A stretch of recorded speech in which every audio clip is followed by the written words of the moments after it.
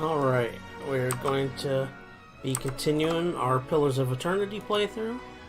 So let's load our game up.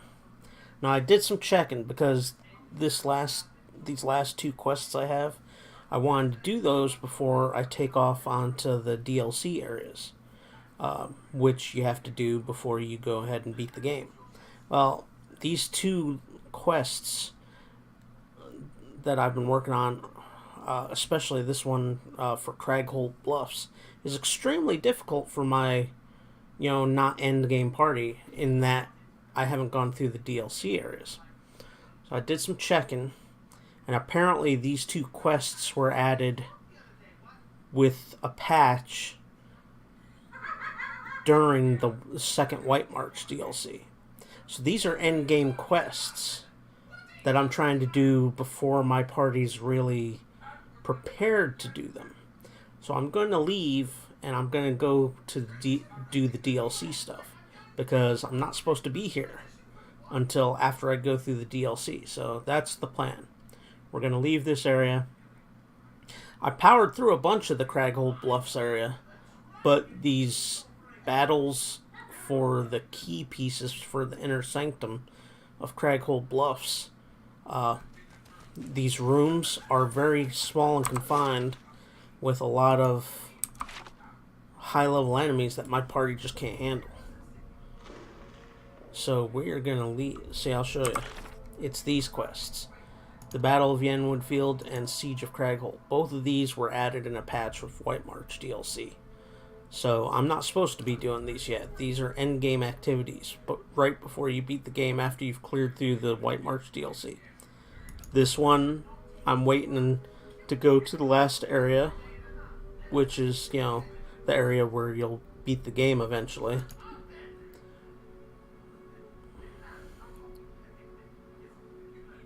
This is the White March DLC intro quest, and these are the quests basically leading you to beat the game. So I am going to the DLC areas, because that's what I'm supposed to be doing. Instead of pounding my head through this, where I'm like my entire party is 3 or 4 levels under where it should be for these quests.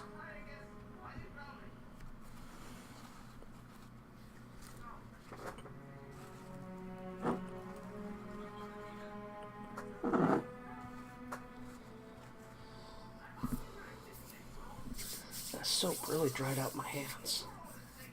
They're all kind of dried out now.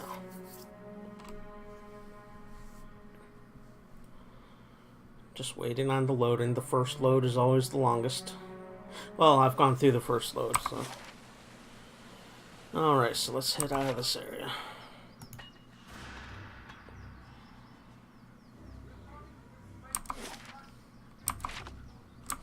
And we're going to travel to Stalwart and start the DLC.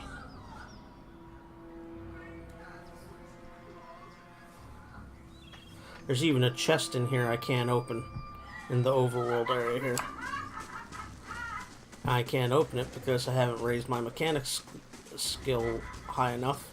That's why I kept tripping over all those traps as well, because my guys weren't high enough to pick up the traps.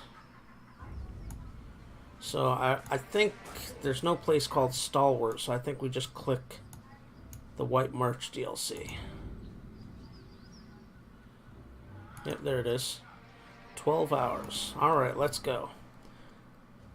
Your party is considered high level for the content in the White March. If you would like, the critical path can be increased in difficulty to give you more of a challenge.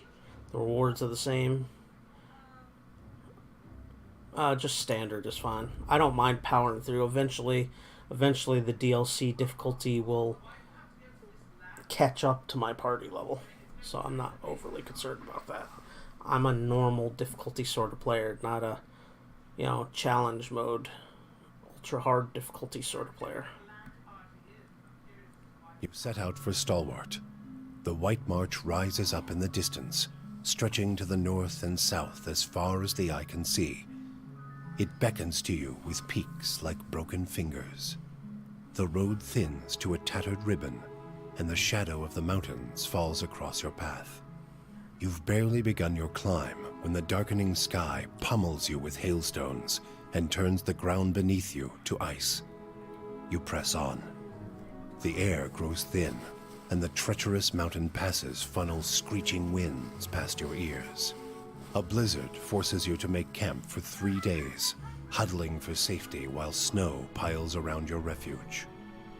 At last the weather clears, and you approach Stalwart under a crisp blue sky. There's a noise, high and sharp, coming from the village that sounds at first like another frozen gale. But when you top the rise and reach the village's wooden gates, you see what lies beyond them. Cool. It's Darzyr, with a whole pack of them! We can take these bastards! Oh, cool. More immediately fighting. Yes.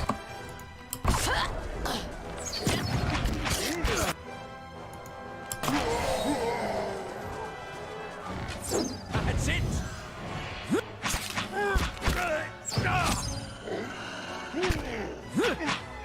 Let's go! I have them!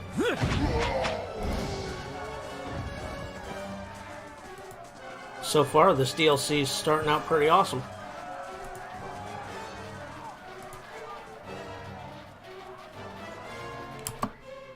That was the wrong way to go. This way.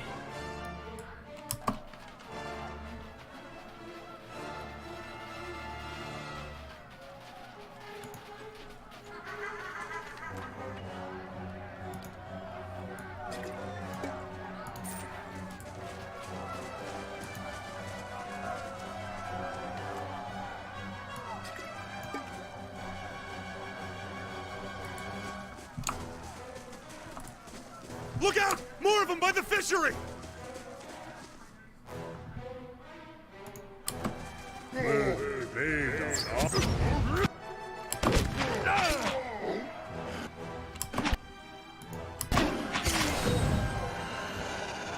Let's go!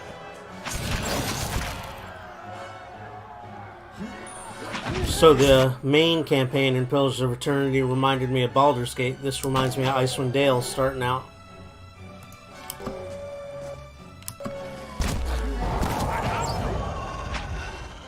Let's go!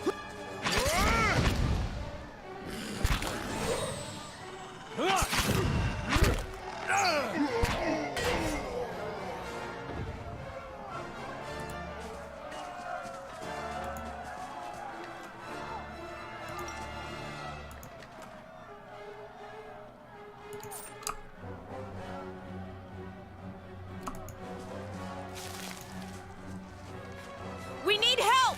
This way! Run!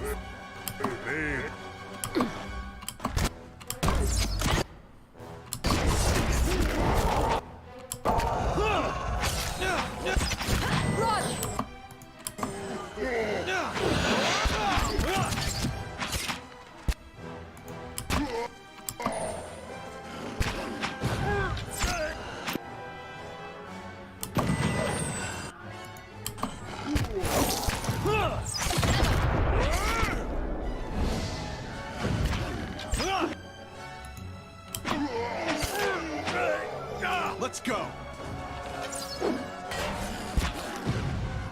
Get on! We're stalwart!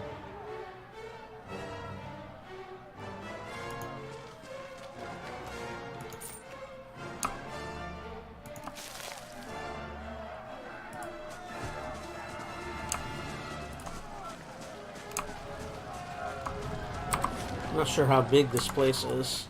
Let's just head to the other side of town.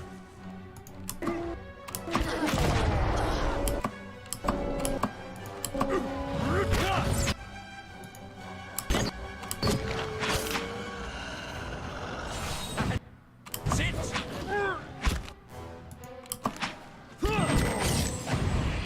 Get on!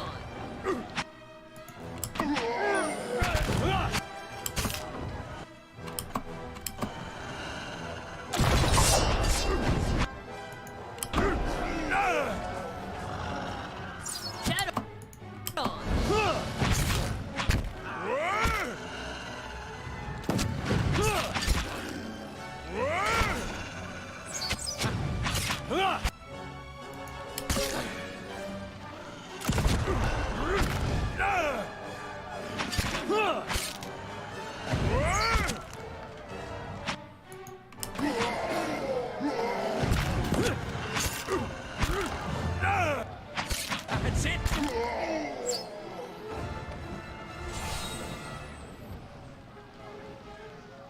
Darcier's fallen. Back to the matron now. That's cool. Nice little intro to the new town. You're the one Renegold sent for. She'll want to speak with you. Her house is just up the way, next to the Gref's Rest, the messenger pants, waving smoke away from his face. Katie's house is burning. Hurry, they're both in there.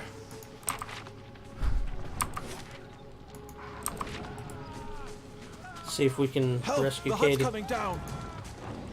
The roof of this hut is almost entirely enveloped in flames, lighting the snow in stark orange hues. Several beams have been reduced to ember-dotted husks. Through the hut's threshold, you can see only billowing smoke. Fire roars as it climbs the timbers. The air feels thick and hot, and the building is a maze of flame. Withstanding the smoke and navigating the fire will be a challenge. Let me enter the burning hut myself. You leap over the burning threshold, plunging past a veil of smoke. Inside the house, fire has pitted the walls and beams, and a thick haze rolls through the building. It's hard to even see a few feet ahead, save for the occasional glimpse of glowing embers. Let's continue forward. The air is thick with acrid black smoke, but you are undaunted, striding forward with noticeable effort. Constitution 18. You move onward through a haze of heat and soot. So, the hut groans and shifts as the blaze grows. With a mighty groan, the burning beam comes crashing down. Caught off guard, you are pinned beneath the heavy log. Push the beam away. Even reeling from the impact, you are still able to heave the debris away with relative ease. You get back on your feet, a little winded from the ordeal. Continue. A sudden flashover singes your arms. It doesn't stop you, but the pain steadily grows. Pressing forward, you come at last to a wider room. To the left is a man, the source of the faint cries for help. He stands trapped behind a curtain of flames, arm raised to ward off the heat. It may be impossible to reach him without quenching the fires first. To the right, a woman lies unconscious beneath what appears to have once been the roof. She's small, but the rubble trapping her looks heavy. Smoke winds its way up and out into the open air, obscuring all sight to the outside. Let's examine the right side. The woman is trapped beneath a considerable amount of rubble, including a heavy crossbeam. A purple bruise on her temple suggests that she was struck as the debris fell. On her outflung hand, you can just make out the glint of a ring. Use a pry bar to clear the rubble. You set the pry bar against a section of the crossbeam, and using every ounce of strength... Hey, thank you for the follow, Arvindor Gaming. After a period of fruitless struggle, the beam finally begins to rise by slow degrees. I've lost my pry bar. With one great and final effort, you heave the last of the rubble clear of the woman. Though still unconscious, the woman is free of the rubble and can now be moved. Carry the woman out. The woman is of slight frame, and carrying her proves easier than freeing her from the rubble. You hoist her carefully onto your shoulder. Turn away to help the man. You approach the other victim. The building grows hotter, but you draw on a new reserve of energy and press on. Help! Please help me here! A man dressed in the haphazard armor of a local guard stands trapped at one side of the house. Fire has worked its way across the floorboards, blocking all escape.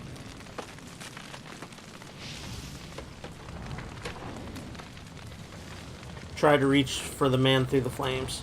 You move towards him, the flames scald your arms. He also tries to move towards you, but the flames rise higher and block his path.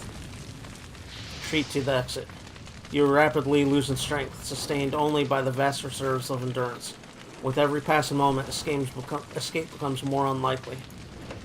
Keeping a firm hold upon the unconscious woman, you turn for the exit. You clear the fallen beam with ease and grace, avoiding the scattered embers and debris underfoot.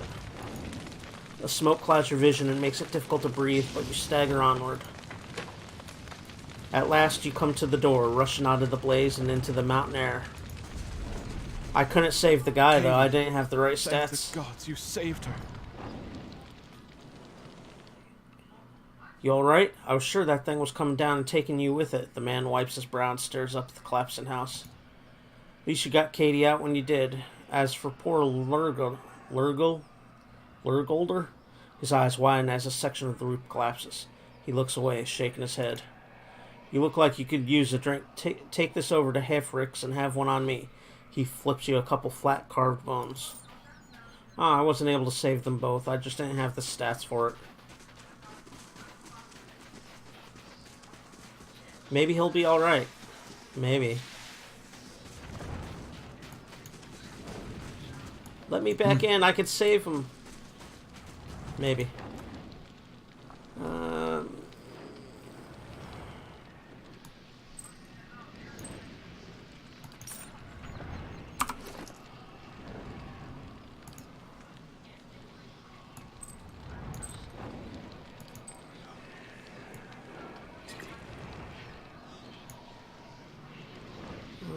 Okay.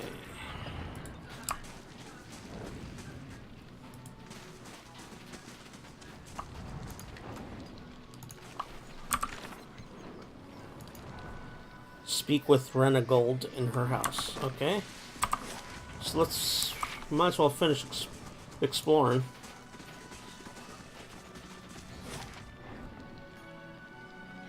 Okay, that unlocked a bunch of places to go.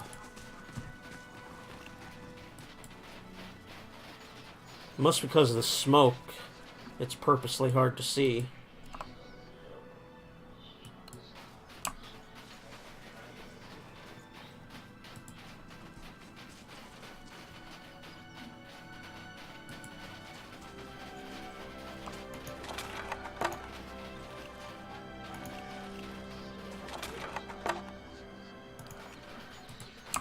Fresh fish, freshly caught.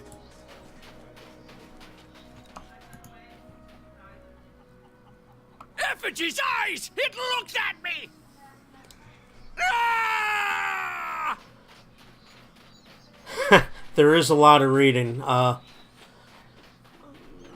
It's a really good game as long as you know what you're getting into. I assumed this was going to be kind of a Baldur's Gate Icewind Dale style of game, and it is. There's a lot of reading. It's a good CRPG though. Which, if you like CRPGs, then you tend to expect that. If you're after a more action-oriented CRPG that has less reading to do, the Divinity Original Sin series is pretty good for that. There's more combat and less reading, though there's obviously still some reading there. But yeah, there are times I get tired of walls of text and stuff like that. But it is what it is. It just comes with the territory with a game like this. A dozen pairs of globular eyes stare up piteously from the discarded heads of the day's catch, awash in a pungent sea of fins and innards. Sift through the fish scraps. Your hands run up against something round and fleshy, the size of a melon. It is smooth and scaleless, and parts seem to be covered in hair. A discarded head, perhaps, but not that of a fish. Pull out the head. With one hand on either side of the head, you begin to lift it out of the barrel, only to have it leap from your grasp as the head's owner springs over the lip of the barrel in an eruption of fish chunks that rain down over the market stall. Sahua, the man who leapt from the barrel, stands facing you, nearly naked save for a loincloth and drizzled in fish viscera. He's covered head to toe in scars, tears and punctures, and the thorny imprints of lashings. Most are faded like old memories. Despite that, the condition of the man's body is remarkable. The drooping skin at his flanks and elbows the only evidence of his advanced age. His face is placid, but the rest of him appears prepared for anything. You must forgive, Zawa. I was not expecting you. He looks you in the eye at first, but his gaze drifts now and then, settling on strange parts of your face, as though distracted by new discoveries. If he is at all flustered, he gives no indication. What were you doing in that barrel? Sahua scratches behind his ear, dismayed. Resting my eyes, I thought. waiting for the Malkachoa to bring me insight. He shakes his head. It would seem I dozed. A good thing my master was not alive to see it. Zahao blinks, leaning in to get a better look at you. His enlarged pupils seem to crowd out his pale irises. Are you real? Yes. Of course.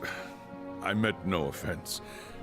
But I find it is best to ask when Malkachoa is involved. Malkachoa? A small white mushroom. I have heard it called snowcap in these lands. Ah, so he was drugged out of his mind. It can reveal the true nature of many things. You have a master, you said. The man traces your inadvertent glance at his scars. He smiles politely. A teacher, not an owner. Zawa is a free man.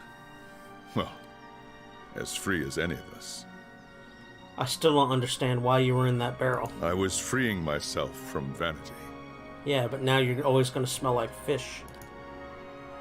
Did he say sanity or vanity? Consider, how can one be vain who is bathed in the smell of dead fish?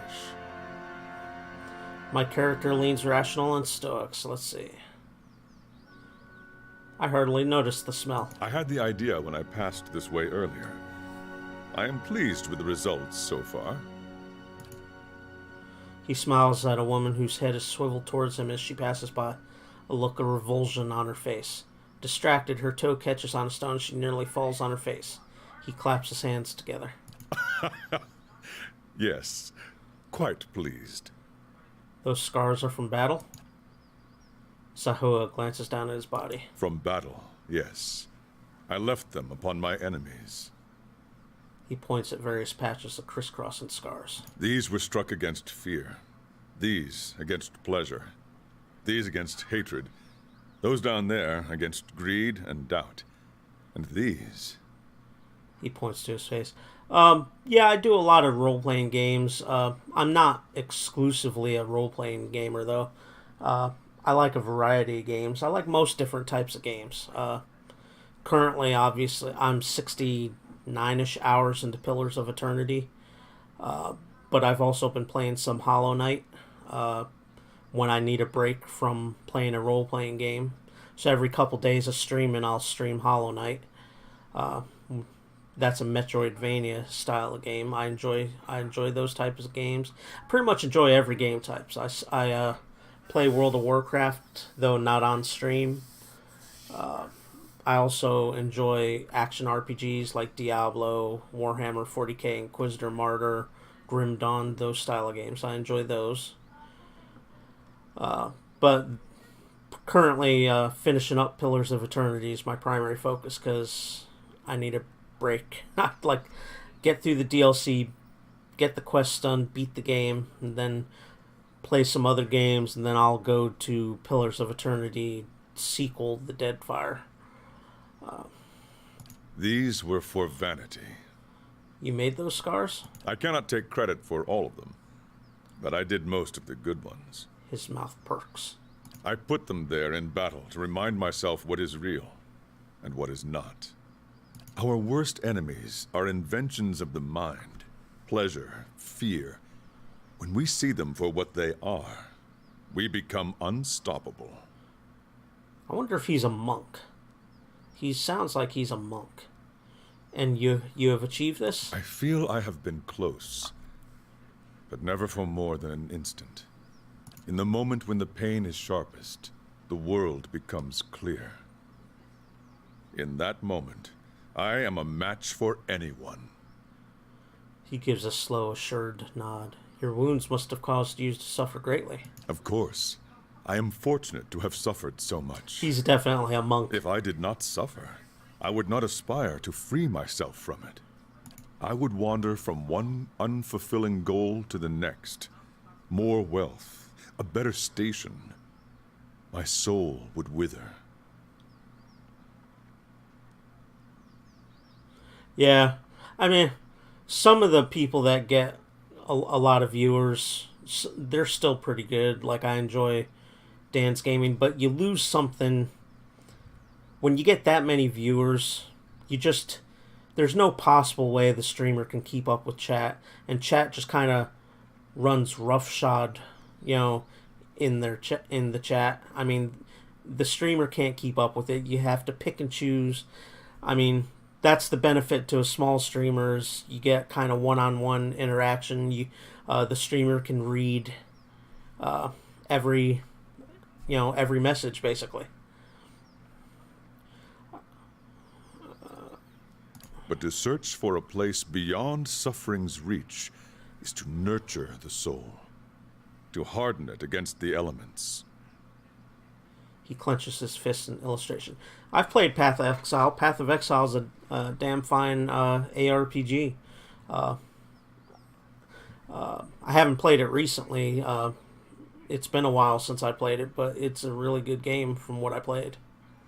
The skill tree is just insane. It just goes on forever. Suffering is the greatest gift the gods have given us.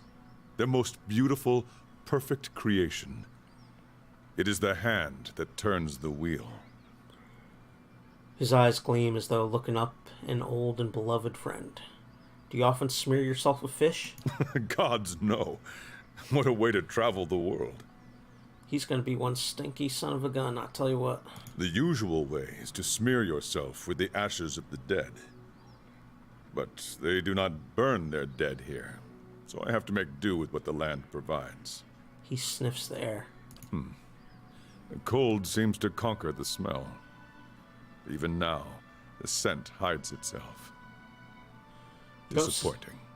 You don't seem like you're from around here. I was visiting a monastery not far from here. I found it empty, but I met a messenger as I left. He carried a call for aid. Seeing that he would find no monks at the monastery, I chose to go in their place. Zawa is no longer young, but in combat he is still the greatest of the Takan people. It seemed only right that he should go. Stalwart hired me as well. I would not say I am hired. I seek no wage, and I promise no result. I have chosen a path, and my spoils come from walking it. An uneasy frown settles on his face, almost a wince. And this fortress, this Durgan's battery, its people are gone. Zawa would know why. If you seek the White Forge as well, I could use the help of an experienced warrior. Zaho's face tilts upward, his eyes fixing on the sky. He remains motionless, entranced. At length he blinks as if awakening and looks back at you. He shrugs cheerily. If one wishes to swim, it is no time to argue with the current. We are here together in this moment because a perfect force has willed it. Who is Zawa to argue? He looks you squarely in the eyes, and for once they do not drift. I will walk with you so long as the gods wish it so. Alright, let's be on our way. New party member, so who to get rid of? I do want to use him. Got a lot of leveling up to do for him. These three are my melee guys, and he's my priest. These are ranged characters. I think I'm going to dismiss Sagani to go back to the stronghold, and I'll recruit him. Yeah. Okay, so he's melee. He should be up there. Zawa is ready. Let's see which way he leans, if he has any skills that I need to be aware of before I start leveling them up.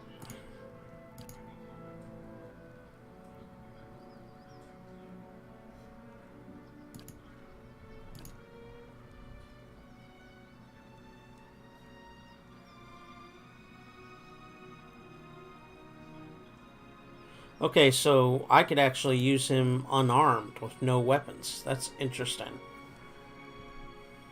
He's probably got skills oriented towards that too. So let's level him up.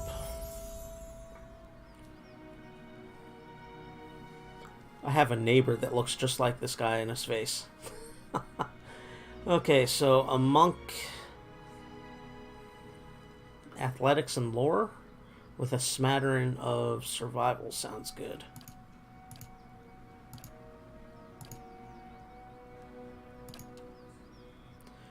Okay. So, class ability.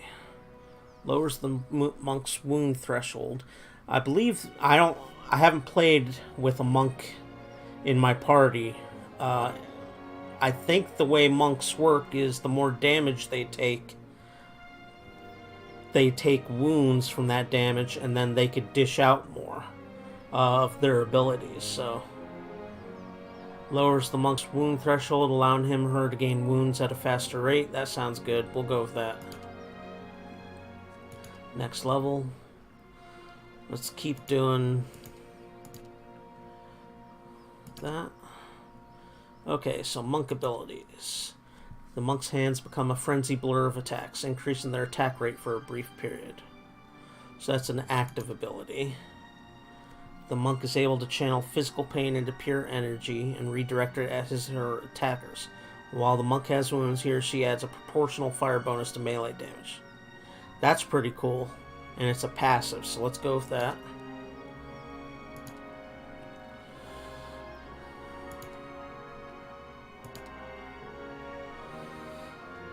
Okay.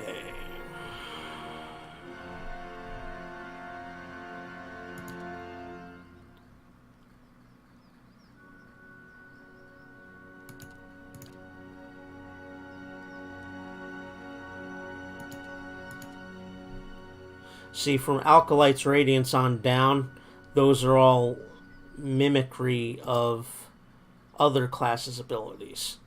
And I'm not really interested in doing that. I'm having separate classes for a specific reason. I don't want to... So we're going to stick with the monk class abilities, and then we'll branch out to other abilities.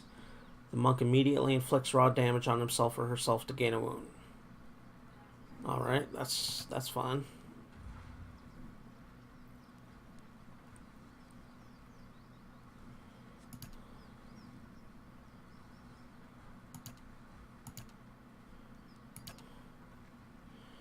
Monk ability. 50% chance to reflect ranged attacks.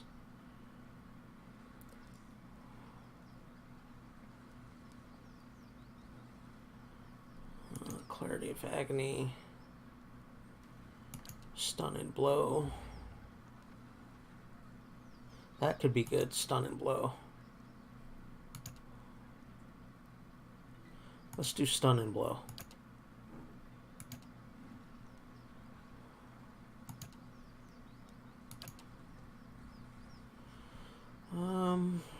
Okay, so he has no more class talents. So let's, we're looking for unarmed. Unarmed, there we go. Peasant.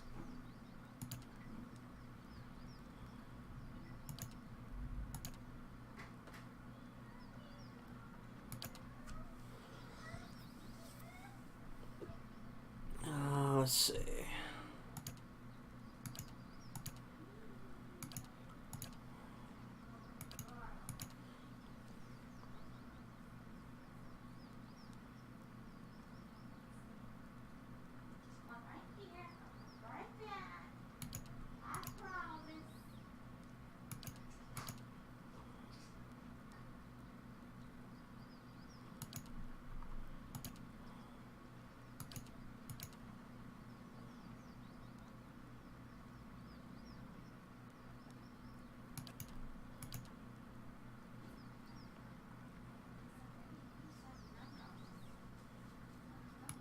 Let's do Rooting Pain. I kind of like that. Generates, every time he takes a wound, he generates a shockwave around himself.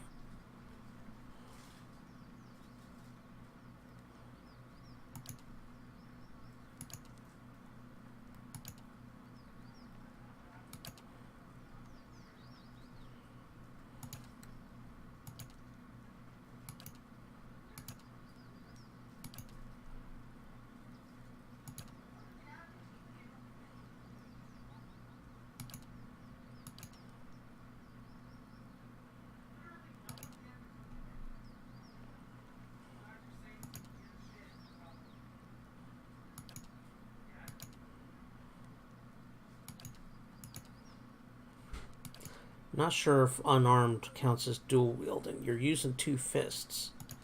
I'm not sure.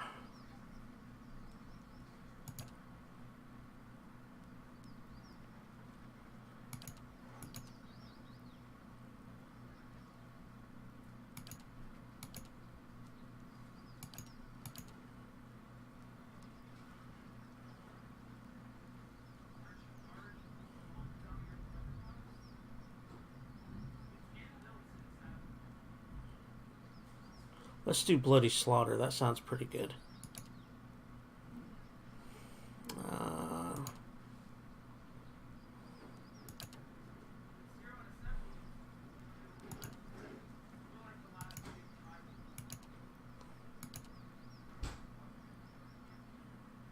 Let's do Crucible of Suffering. That looked good last time I looked at it.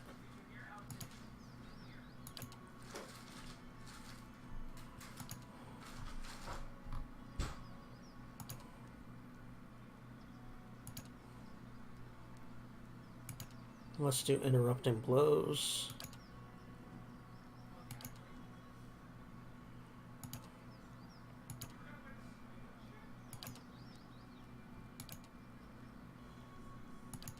That's enough lore, actually, I think. Let's keep boosting athletics some.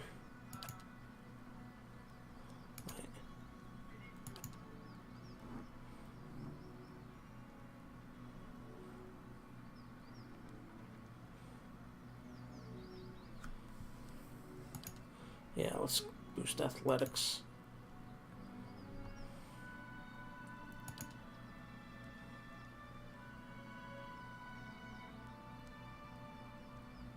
Let's do Enervating Blows. 1 second, I hear a loud noise in the house. Let me go see what's going on.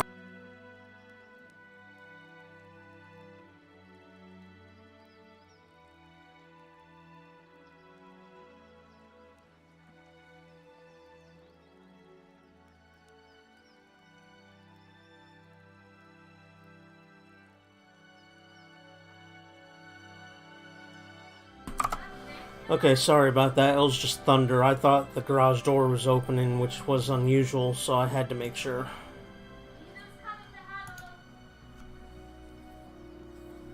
Let's raise some stealth some and some mechanics as well.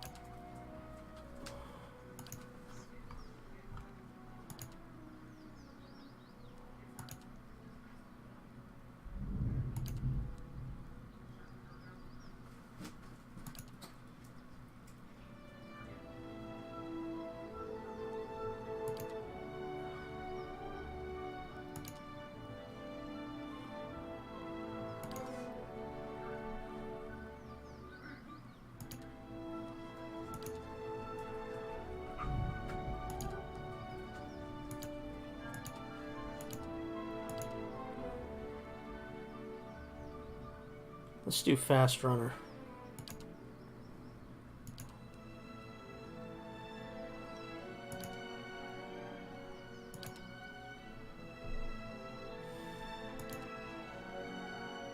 Let's do Soul Mirror. That'll help protect him during ranged attacks.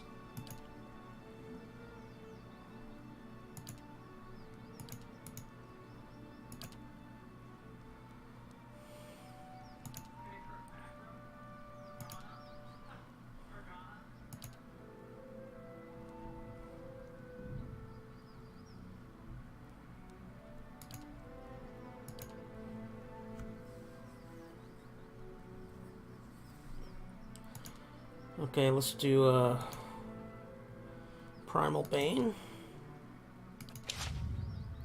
Okay, so he's all caught up. Huh?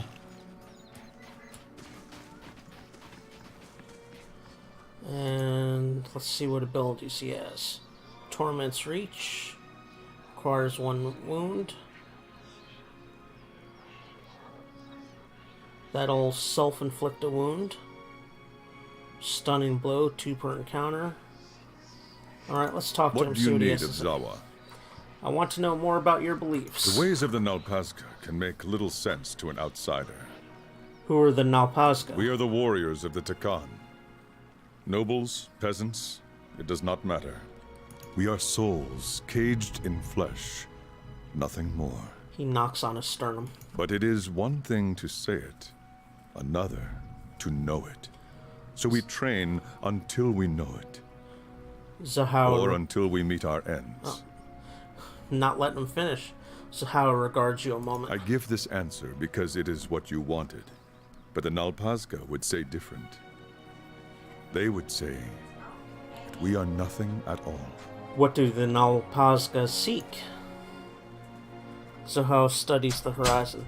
He smiles as if at a pleasant thought and does not look at you as he speaks. Perfection.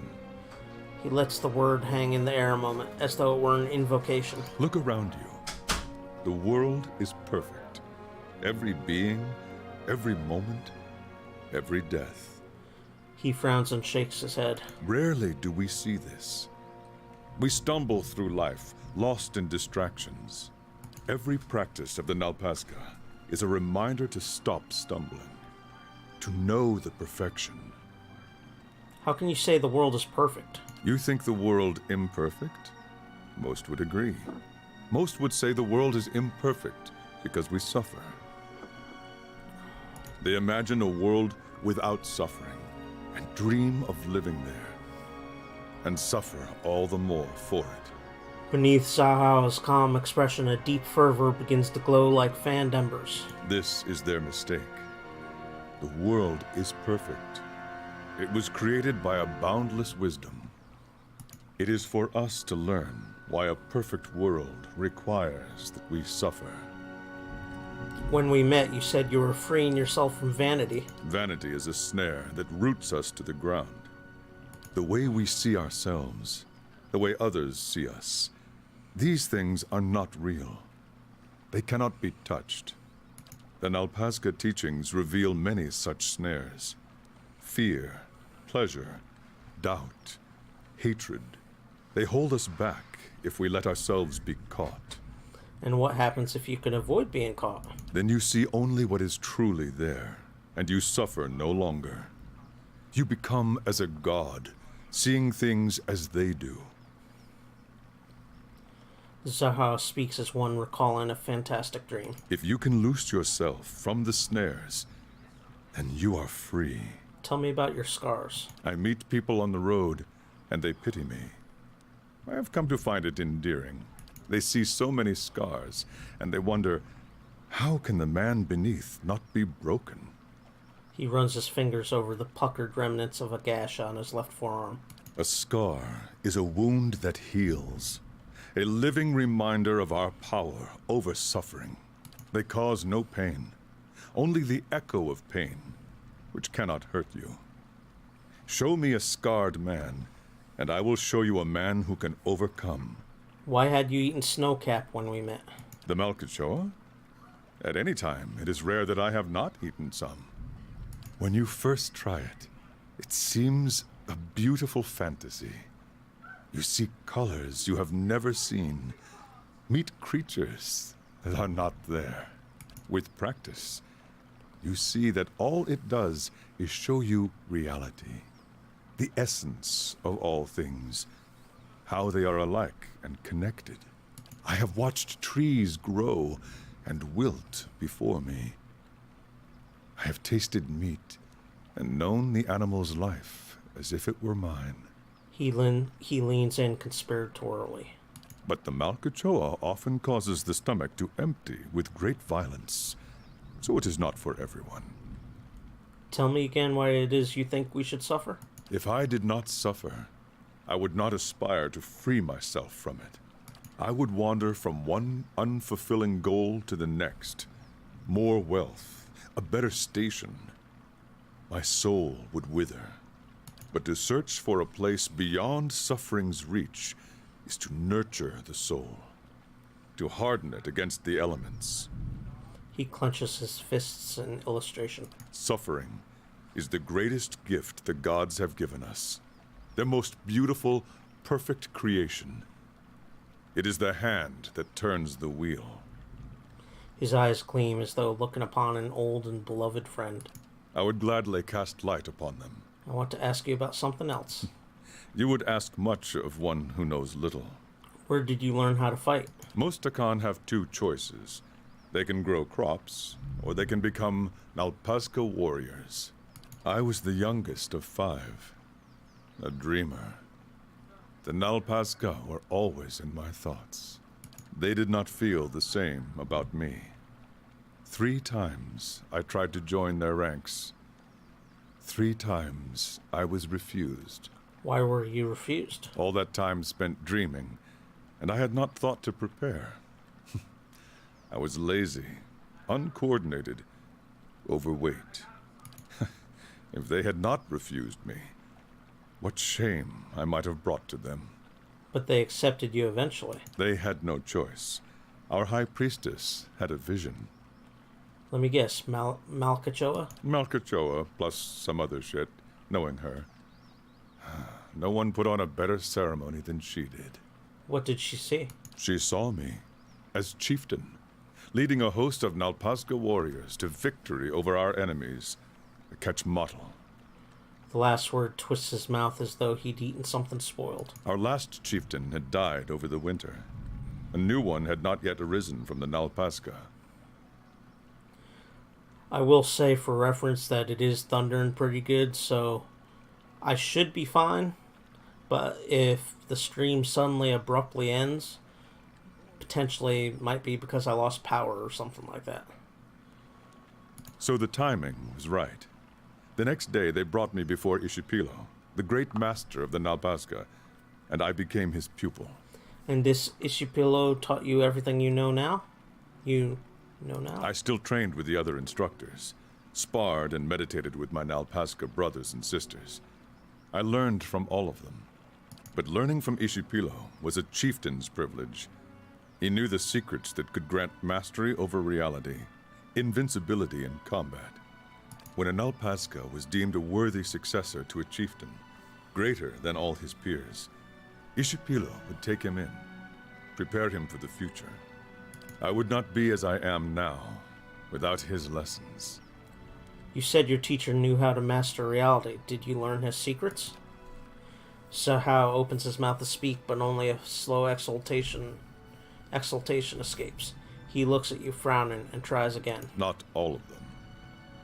What was it your master never taught you? A story for another time, perhaps.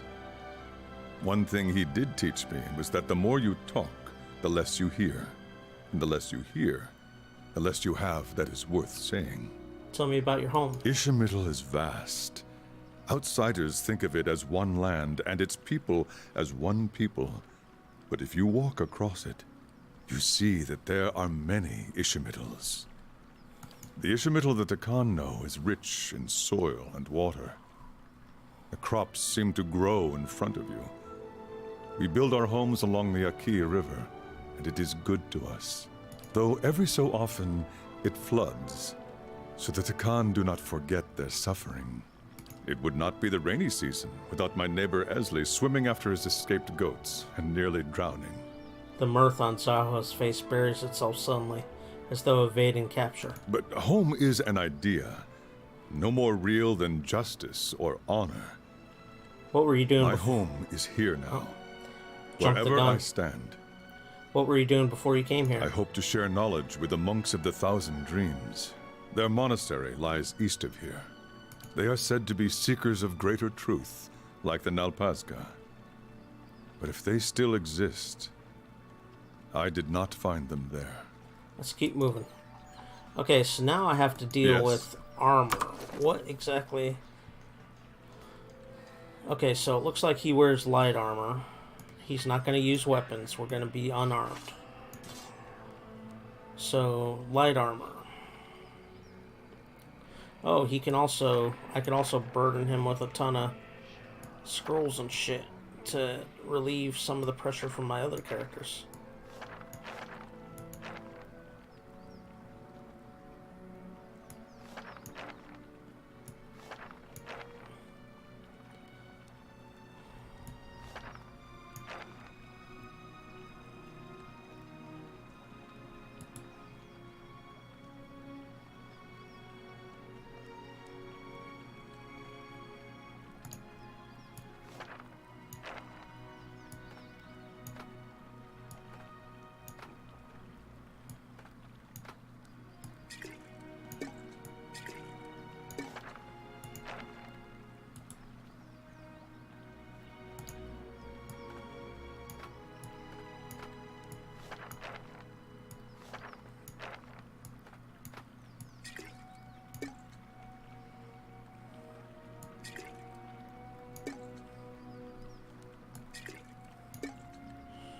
Just bear with me while I handle this inventory stuff. We'll get going here shortly.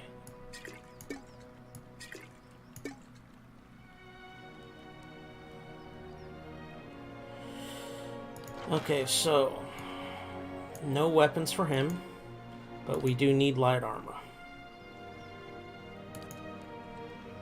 Light armor. Okay, that might be an option.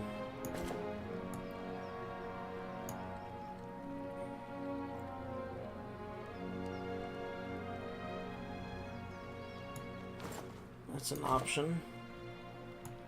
That's an option.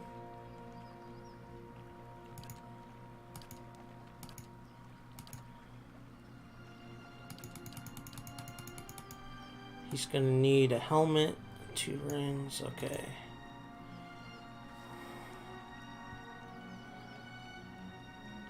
That, actually, we'll let him use that.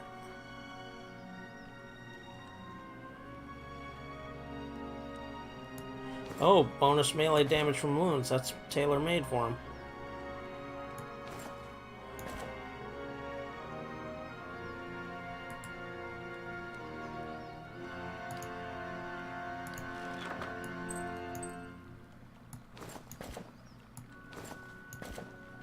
So we need 2 rings, a belt, and a helmet.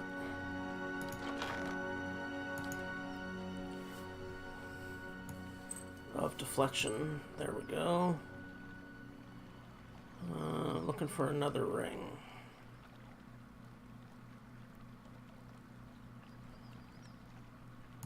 There we go. 2 rings, a belt, and a helmet. That's a neck piece.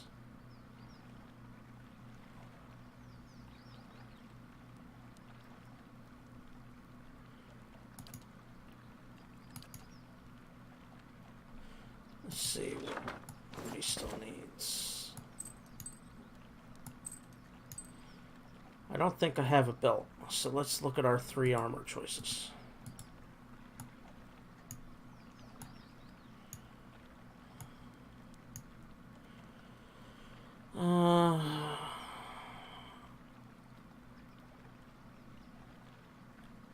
That's actually looking pretty good as an option. In fact, that is the option. That's what we're going with. Blade Gallon.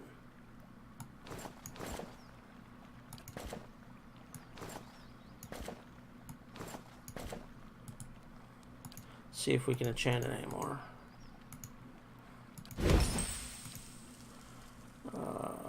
Weapons. Can anything else be enchanted? I forget. Alright, so he is good to go.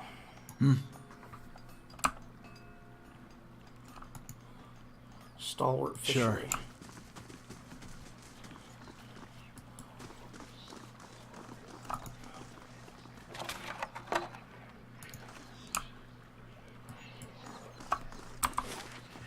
Okay, so looks like we're going around the outside edge.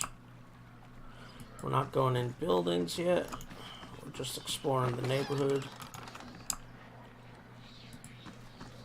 What's that whispering?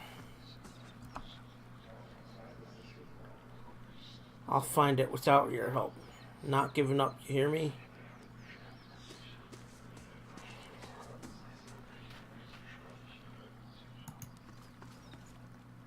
A dwarf paces with his head down and arms crossed, only stopping to hurl glances at the building behind him.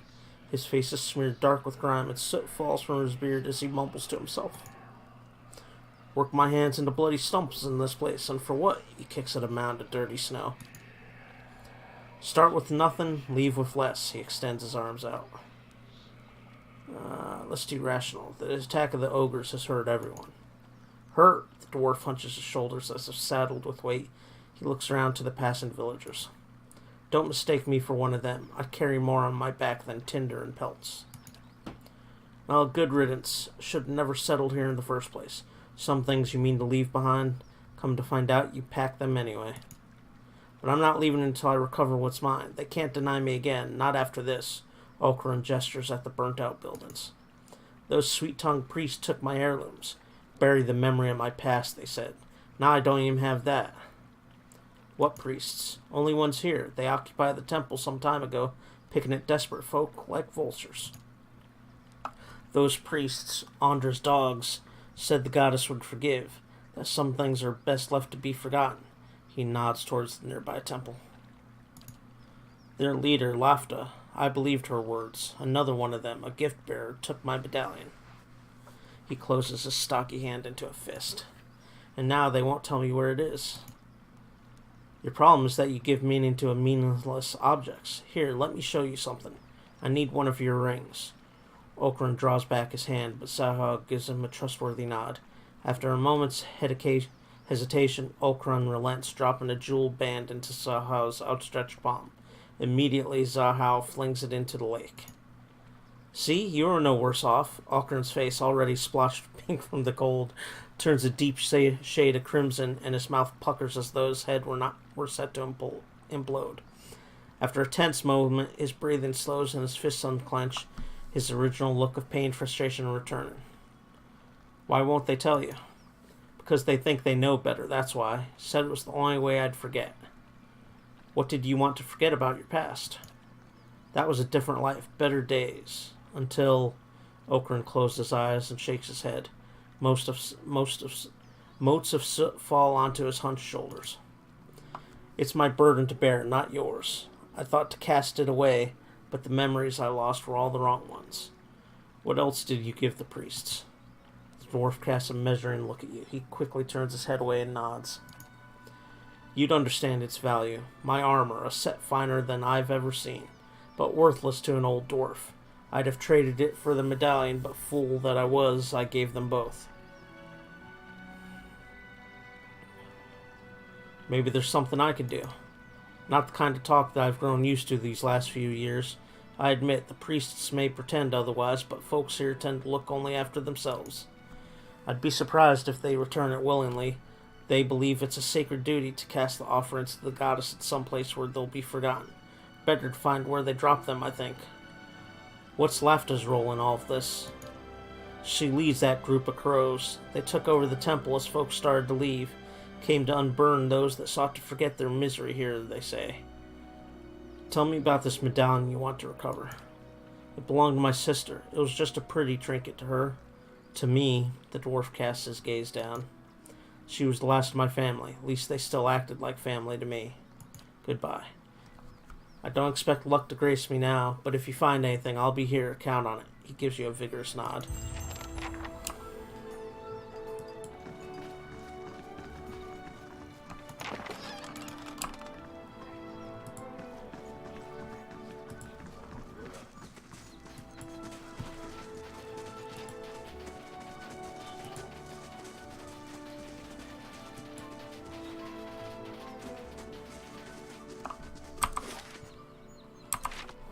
Okay, so I'm back towards the entrance. Gotta look for herbs. Like that one. Apparently, the monks like to do their drugs, so gotta keep him happy with his drugs, probably.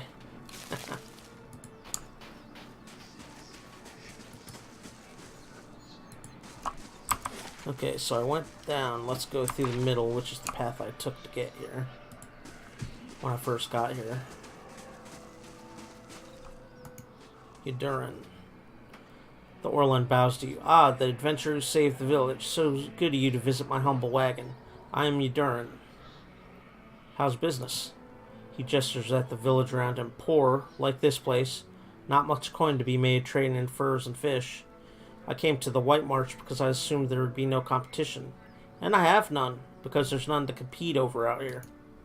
Would you like to trade? If you're not making any money out here, why do you stay? His eyes lower. I was rather vocal about my inevitable success with my friends and family. If I give up and return with little more than I left, then his hands ball into fists. No, it won't be like that. I'm not giving up yet. Show me what you have for sale.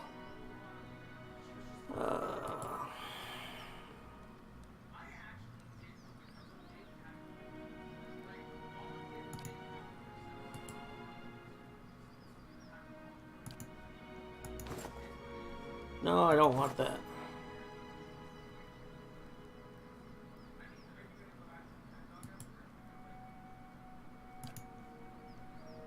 Okay, here's a belt. Let's get that.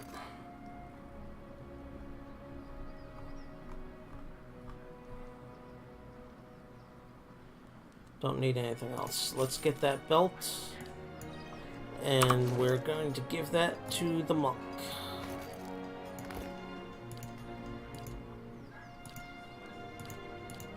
Priest needs a belt still, too.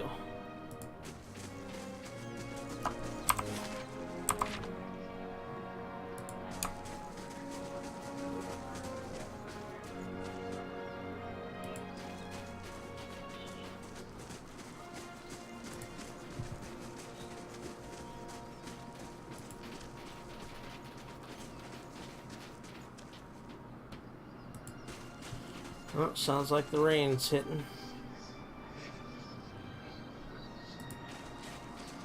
That's where I found them, I believe. Yep.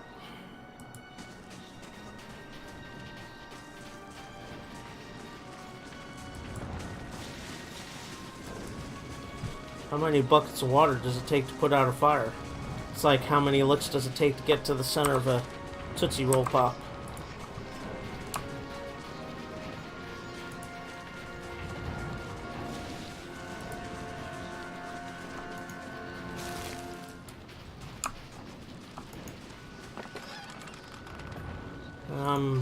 Max on campfires.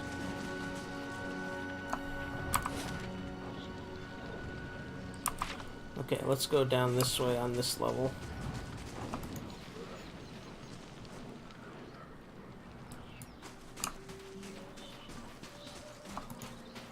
Griff's Rest.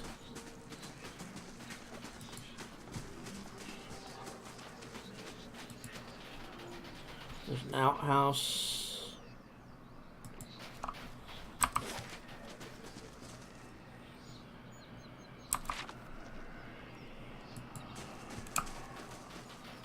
There's like chanting going on. I assume that's normal.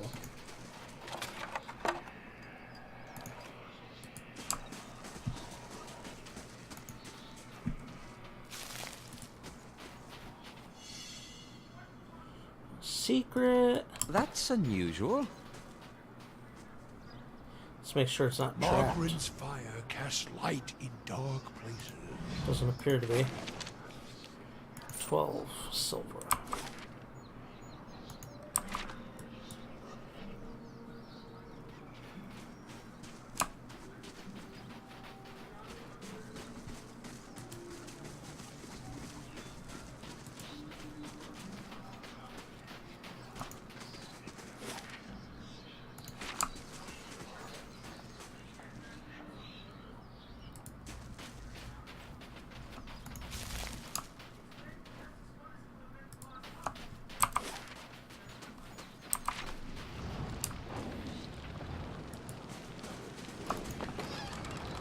Oh yeah, okay.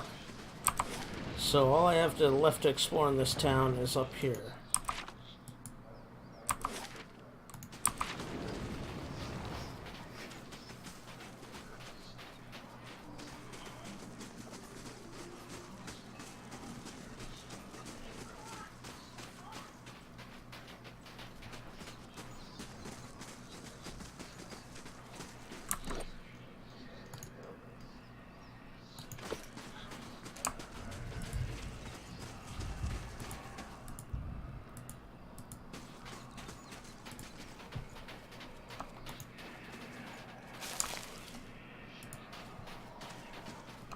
Definitely some strange chanting going on when I'm on the east side of the village.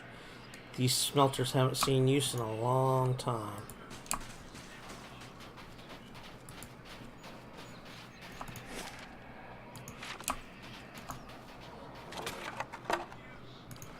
Hammer and chisel. Alright, so I'm done exploring. I'm ready to go inside places. Let's start here.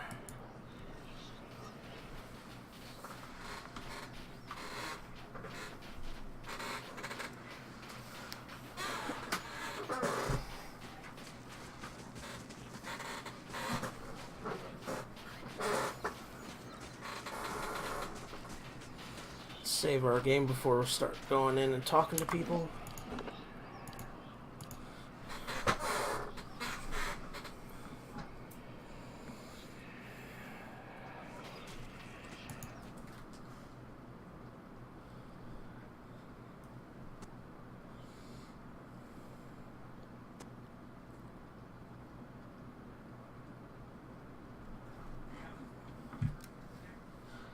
Hi, Lilu. You're hiding from the thunder and the rain?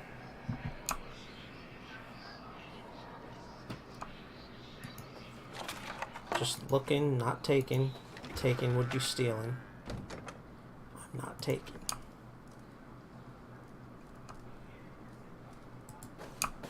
It must be soon. 2 days, no more. These necklaces have been made from the teeth and claws of various predators. Wolves, bears, lions. The shaft of each spear is splintered and broken, each of them held together only by tightly bound leather straps. This dwarf is busy staring into the fire, slowly puffing away on his pipe.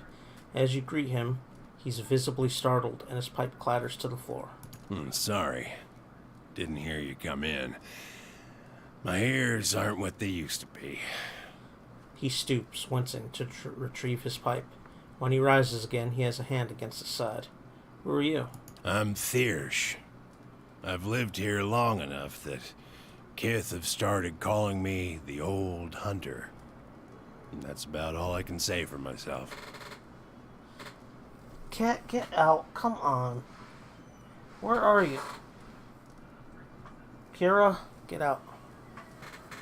Come on. Sorry, the animals get nervous when there's a rain or thunderstorm. And of course they're flocking to me when I'm trying to do something. Are you hurt? Benevolent. Wasn't the ogres, I can tell you that. Put a few arrows in one of those and they generally have the good sense to back off.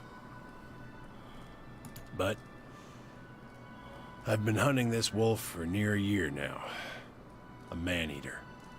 Cunning, nasty thing. Every time I get close, it just slips away. The beast has already claimed many lives.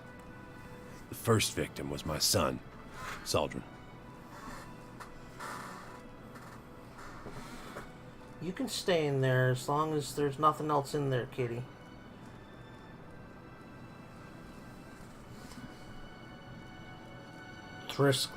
Thirsk looks down at his pipe for a moment, features hardening. No, come on. Get away from the computer. No, you can't lay down against the computer. Sorry, I'm having animal issues. I'll be right back. Sorry about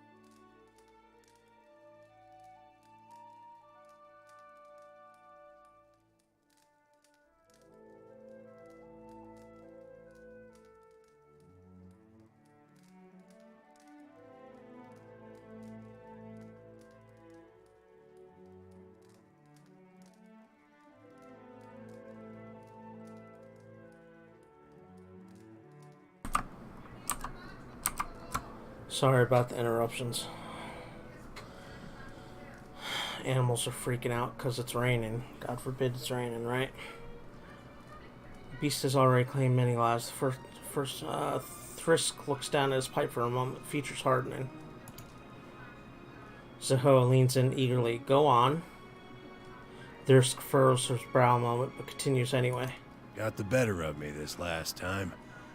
Distracted me long enough for one of its kin to turn up. Nearly bit me clean in half. I'm a few weeks out from trying again. You said this thing is a wolf? No ordinary wolf. A monster. This creature is big, and I see the signs it leaves behind. The mess it made to the last couple of hunters, and the elk doesn't always finish its meals. Damn thing might be sick. Might have a bullet in its jaw. Something. In any case, it needs to be put down. Where is this beast? It roams the russet wood out to the west. Seems to have decided the lake is a good place to find prey. Yeah. It's picked off some scattered ogres from time to time. But mostly it's been going after hunters. Travelers. Can you tell me about your previous encounters? Nothing to tell. Near misses, all of them. One time he clambered right up the cliffs to avoid my snares. Another time, he chased a bear into my camp. I nearly had him once. I could hear him below, eating, and I had the gun aimed right for him. Until the wind changed. Almost like the gods don't want this wolf to meet its maker. He charged headlong into the tree to get at me. Nearly knocked me off my perch. And when I righted myself, he was gone. I'll keep an eye out for it. It needs doing. But I warn you, this beast is not to be trifled with. It must make its lair somewhere to the west. If you mean to go there, keep your wits about you. Watch yourself on the mountain. In these lean times, everything looks like prey to something. I have some questions. Coming to your elders for advice, is it? What can I do for you? What can you tell me about Stalwart? Well, I can tell you it won't be here much longer if things go on as they are. With the mines closed, we've lost what put us on the map in the first place. We're losing people every month. Too many mouths to feed and not enough to support them. Even the game's dwindling. I've been lucky. I've hides and horns enough to keep the traders happy, but now the ogres are picking the rest of us off. What can you tell me about the ogres? Only that they've been coming down in force again and again, trying to drive us out or kill us outright. The moment we started looking into Durgan's battery, it was like we kicked a hornet's nest. Made a good showing against that last group, by the way. I think you've given them reason to think twice about coming back. Why is the hunting so poor? It's been a colder season than usual, and the elk herds aren't faring well. We're stuck fighting with the ogre clans and the wolves over what's left. And not to mention the occasional beast. We've lost a lot of young hunters. Has the legacy struck Stalwart as well? It has. We had some hope in the early days that we'd be spared, isolated as we are. That hope died in a hurry. Not everyone's been so unlucky, of course. You'll see a few pampered sprats around. Treating them like precious stones won't see them grow up any faster, if at all. The sun's sorrow on his features bellies his soft laughter. You must have some interesting hunting stories. Long hours checking snares and waiting out elk, mostly. Used to hunt some of the big ones. Bear, stelgare. But up here, it comes down to necessity. Which means keeping Stalwart fed, or else keeping it safe. Thing is, the last hunt didn't go so well, as you can see. That's all the questions I had. Thirsk only inclines his head in acknowledgement, tapping out his pipe. Farewell.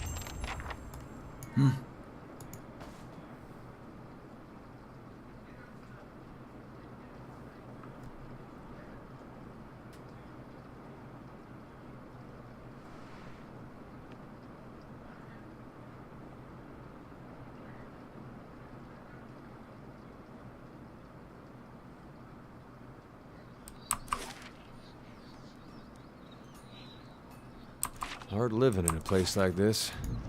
It's a wonder anybody stayed at all.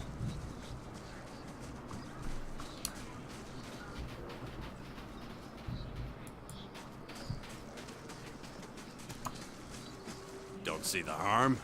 Building's thirsty work. Figured you'd be out of here in a flash after the fighting died down. Most people don't stick around after they figure out the ogres are making regular visits. I would have helped fight them monsters off, you know, if I didn't think I'd just get in the way. And with you there to handle things, everything turned out well enough, didn't it? Don't see why Havrick's still sour at me. What's this about Havrick? Oh, Havrick's the innkeeper over at the Grave's Rest. I may have been hiding in the inn when the fighting started. The raid didn't improve his disposition any. Did you know he has a whole case of Fenlin liquor in there? I keep offering to buy it off him, but he says he's saving it up for when the battery's open again. As if we're gonna last that long. Anyhow, he said he'd thrash me up and down the mountain if I didn't leave him be. It seems reasonable to want to save it for a special occasion. It's delusional is what it is. Point of fact, what with you dealing with ogres and everything, maybe you'd, you know, be willing to help me out. Oh, bravo. Subtle indeed. Havrick keeps all the good stock in the inn cellar. Out of sight, you see. I mean, it's bound to be under lock and key, but I'm sure he wouldn't miss a single bottle. Not with everything that's going on. What does stealing wine for you have to do with fighting ogres? Well, Havrick can be a little intimidating when it comes to his beverages. But otherwise, not much, I guess. And what do I get out of this? I'll pay you for it. I swear it. We'll split my wages. And the bottle, too, if you like. I just want to be able to say these lips have tasted the best the Ishamael Plains have to offer. Anyone ever tell you you're a little strange, Rayfold? Nothing so kind. You try living here a few years and see how you turn out.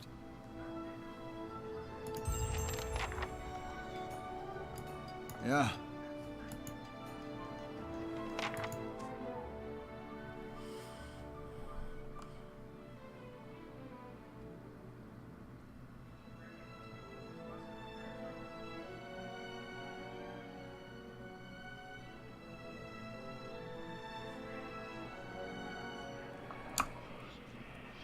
Right. If it's okay, I'm gonna wait by that fire there while you do that thing with the battery.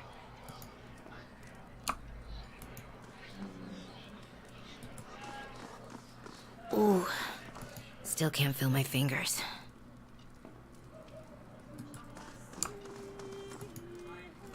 Thought I'd found shelter when I stumbled across this little village.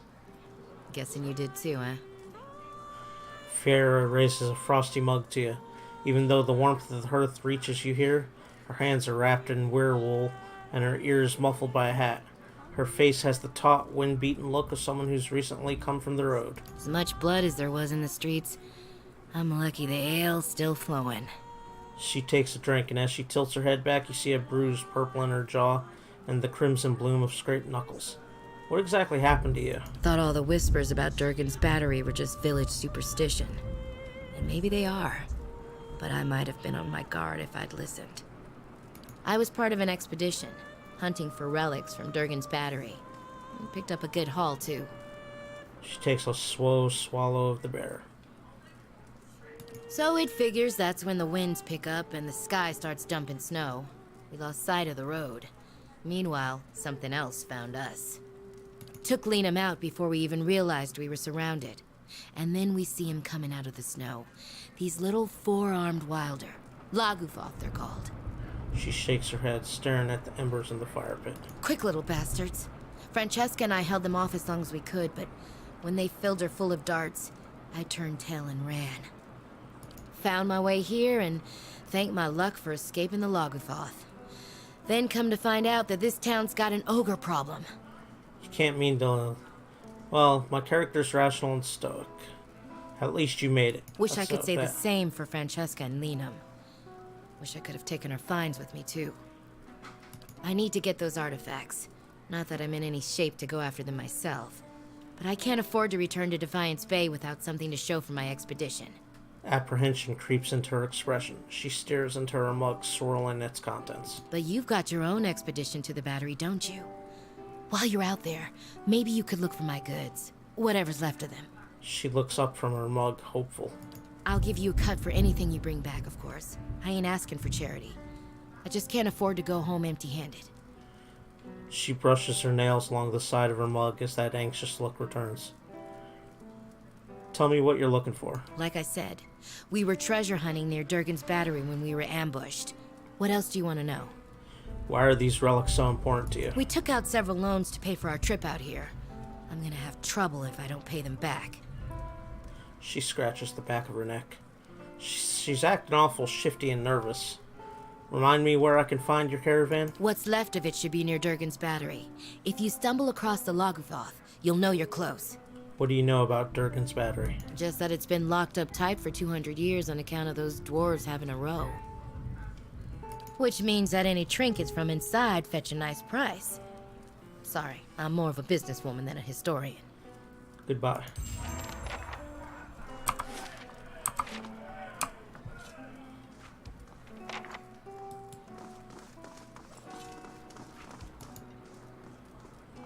This large piece of stone is adorned with an engraving of a hammer and chisel, though the writing beneath is too worn away to read. Hey there, good timing. You could watch me trounce Beerthwin. Alcohol and sharp objects, this won't end well. Once, Andred. You won once. What are you playing? Orland's Head, Andred grins sheepishly. That's what they call it anyhow. Smooth. You pick a target, see, nose or ears. Nose is worth more, but you've got 2 ears to work with. You get less points the further out from the target you get. So for the mouth and eyes, no points if you miss. Fancy a game? 3 throws each, and whoever gets the most points by the end of it wins the wager. I'll put down 50 pounds if you will. Can you explain the targets again? Sure. I just got this memorized. Nose is worth 10 points. Mouth and eyes 5. Ears are worth 7. Furs 2 and bearskins 1. It's a little tasteless. Hey, I didn't name it. Don't take it so serious. Not like we're using a real Orlan. Sure, let's play. Andred pulls a throwing knife from his belt, turning it over in his hands. Wagers 50 pounds. You in? Pay 50 pounds. Let's play. Good man, I'll go first just to show you how it's done. Andred aims carefully and throws his blade. The knife hits the nose, scoring 10. Andred walks up to retrieve the knife. Your turn. Aim for the ears. The knife hits the mouth, scoring 5. Andred aims carefully and throws his blade. The knife hits the ears, scoring 7. Your turn. Aim for the nose. The knife hits the eye, scoring 5. Andred aims carefully and throws his blade. The knife hits the fur, scoring 2. Your turn. Aim for the ears. The knife hits the ears, scoring 7. That's 17 for you and 19 for me. The game's mine. Yep. The coin too, Andred snickers. Come on back if you want to try again.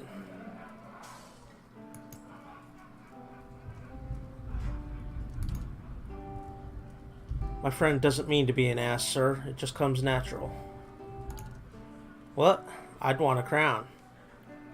I'll be gone. Suit yourself. Okay, so I talk to him, I play a game. I talk to him, I assume that also means I play a game. Yeah, okay, so they're both connected.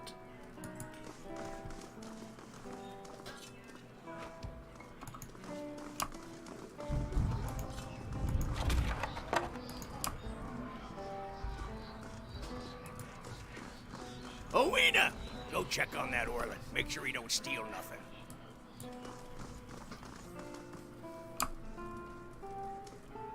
Never seen such a bloodbath. Feels like we got half the town's survivors in here, just drinking to forget it. The dwarf surveys the crowd, his expression sober despite the half-empty flagon by his hand. He shakes his head and looks to you, remembering himself. But you must be looking for some refreshment, too, after the way you handled them ogres. Or perhaps a room. Say the word and I'll give that shifty little Orlan the boot. Let me see what refreshments you've got. Aloth leans in and whispers, "Are you sure, Ponzeric? I think I saw a fish head floating in the stew pot." Nothing like a pint to take the chill off.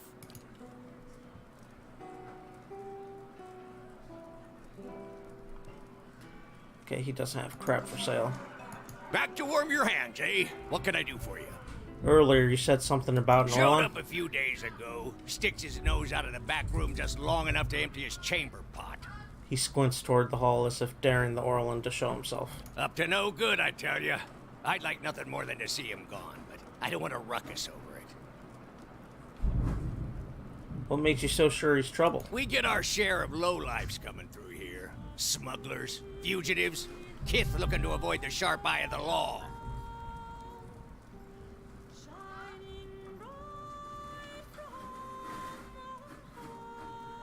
The way he's keeping to himself, well, honest Kith sure don't have cause for it. I could talk to him. I'd appreciate it. And I suppose I don't need to remind you that I don't want you to hurt him. I'm sure you can find a more discreet way of handling the problem.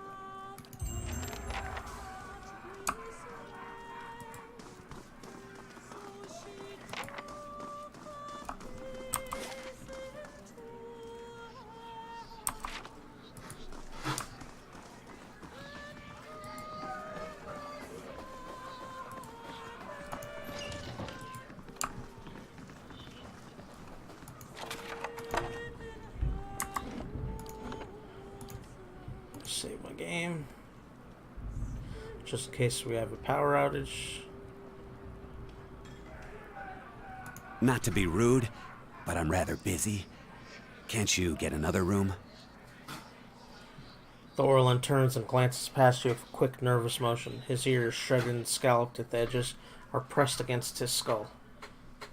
Hefric sent me to check on you. He thinks you're up to something. He dislikes Orlan, so of course he thinks you're up to something. Let's go with number 2. He... what? Oh no. No. He runs his claws through his hair and tugs at his long, ragged ears. Can't imagine why he'd think a thing like that. Is she there? Did you see her? Who are you talking about? Devala. That woman. The slaver, she... He swallows. I was a slave in Raid Ceres. I ran away. Made it here. The mountains are usually the best place to lose slavers, but Devala's one of the best. His hands tremble as he picks at his worn tunic. Sahoa's face darkens. As long as slavers haunt his steps, there could be no freedom for his spirit.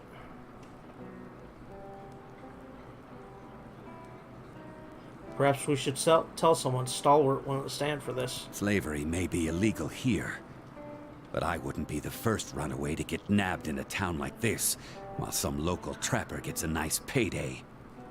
Besides, you spoke with Havric. I've kept to myself and paid on time, and he assumes the worst. I just want to get out of here. I've scraped together enough money to reach New Haomar. New Aomar. That's hardly an He stops himself, eyes wide. I mean, it's lovely. You'll love it. But the locals talk about a Raid Saren party, camped west of town. He wears at a ragged shirt sleeve. It's got to be Devala. She's been after me since the foothills. I'll pay you if you can get rid of her. I don't care how. I'll do it. Thank you. But be careful. She wouldn't have come alone. I don't hold much truck with slavers.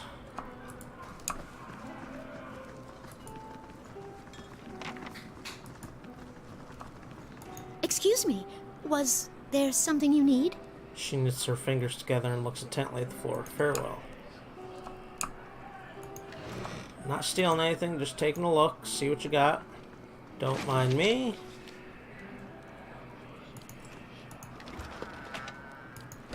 See, didn't take a thing. There's no harm in looking.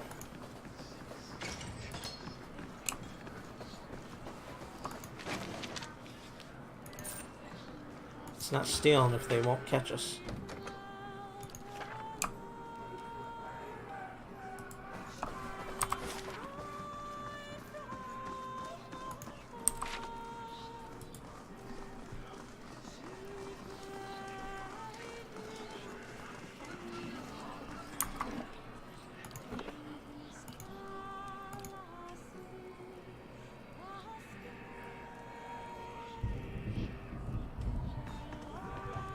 Back to warm your hands, eh? What can I do for you?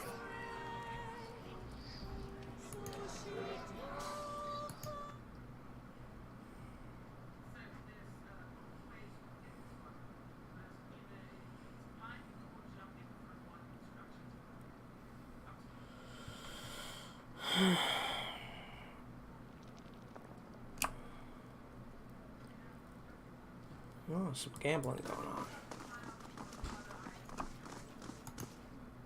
The hero of the hour, he laughs. Hefrick send you down to check on us? We aren't causing any trouble. On my word. Who are you?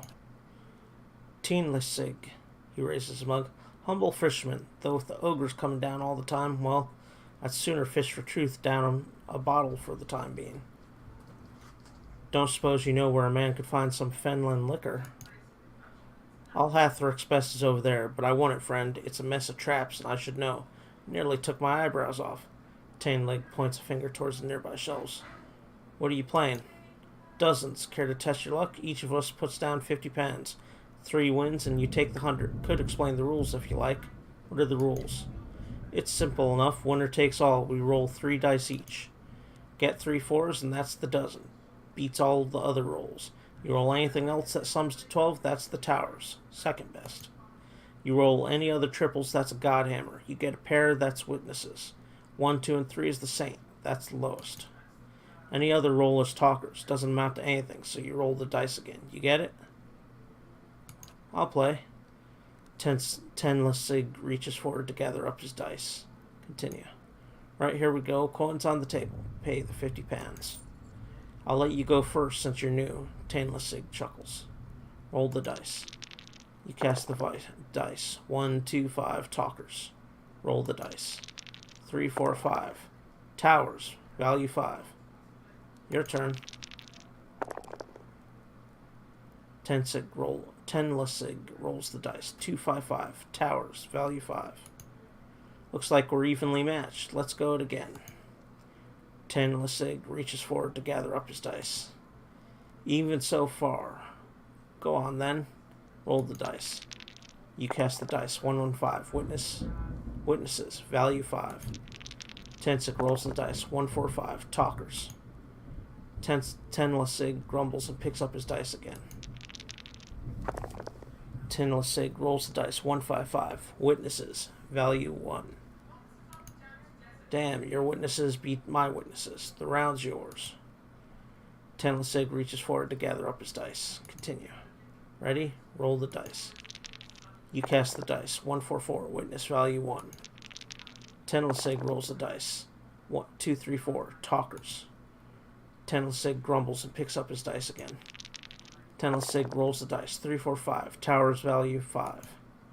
Ha! My towers beat your witnesses. Looks like I win. Teenlissig reaches forward to gather up his dice.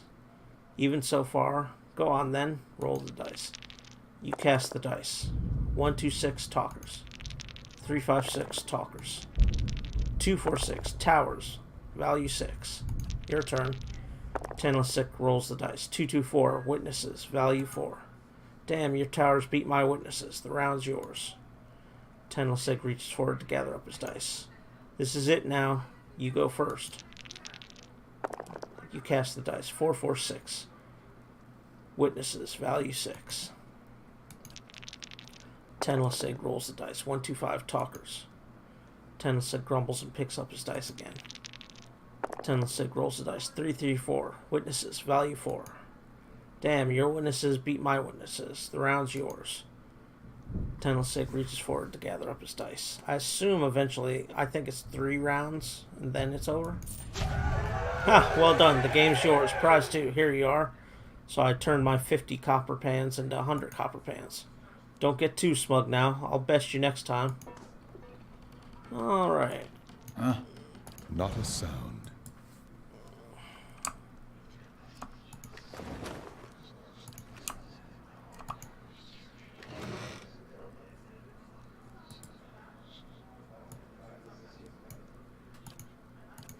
Not stealing anything, just taking a look.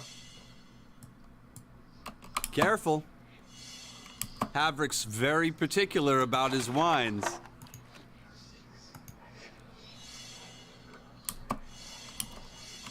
Holy crap.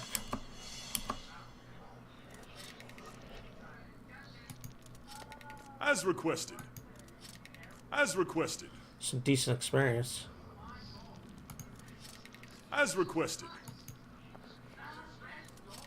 As requested.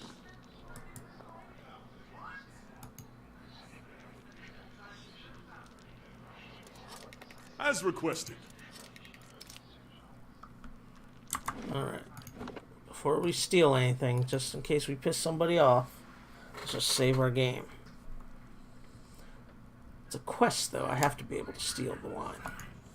An assortment of dusty vintages lines these shelves. Many date to before the War of Defiance.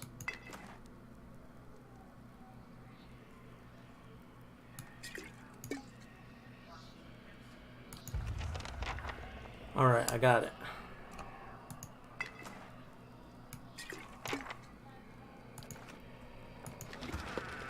Not going to take this because they'll consider it stealing.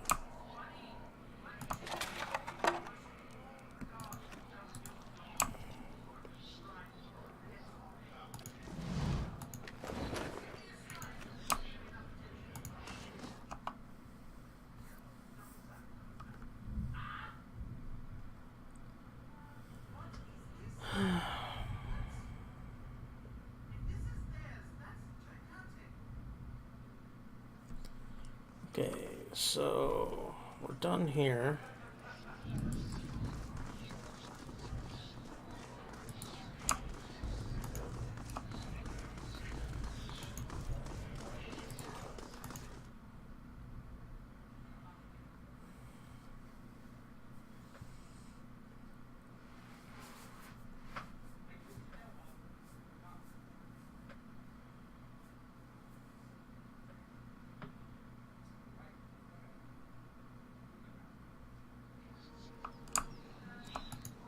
Please, tell me you found it.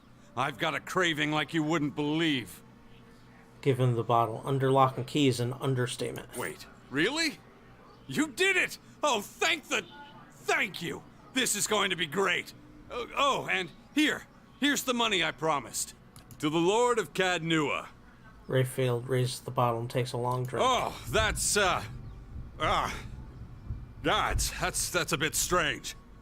Here, have... Shit, is it poisoned? What? No, it just tastes awful.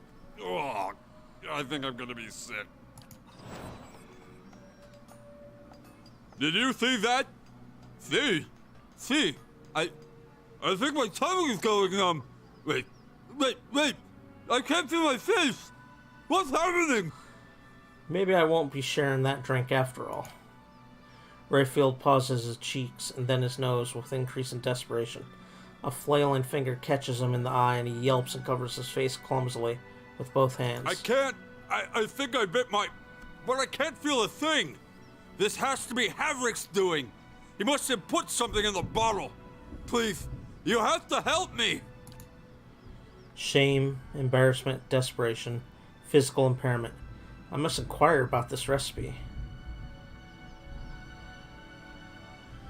Rational. If this is a trick, Havrik's bound to have an antidote. Sweet gods, I hope so. Please, I'll give you the money I saved up. I'll give you more. Please, just help me.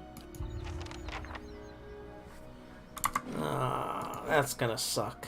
Because now he's gonna know I stole it.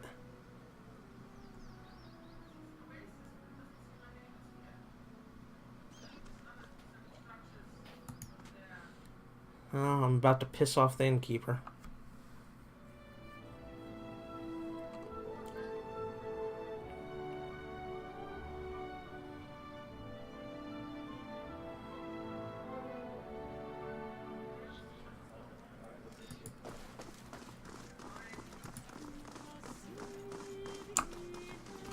Back to warm your hands, eh? What can I do for you? Rayfield ran afoul of a certain bottle of liquor. So that little bastard finally got up the nerve to snatch it, did he? Well, serves him right.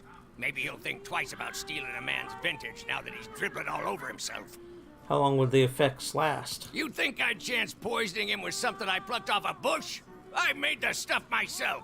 It's not gonna wear off until I make an antidote. You'd really leave him like that? You wouldn't. Rayfall's a schemer. If he'd ask someone to steal for him, then you can imagine what else he gets up to. Even so, I'd like to help him. Yeah, I bet he's ballin'. Look, I dabble in chemicals, but it's never something I can't fix. He's only a few ingredients from a cure. You want to help him out, all you need is a river reed in the heart of an ice troll. You ought to find both by water. That creek out west, for instance. Wait, heart of a what? You heard me. Ice troll. Really, Rayfall's getting off easy. Those traps cost me a fortune.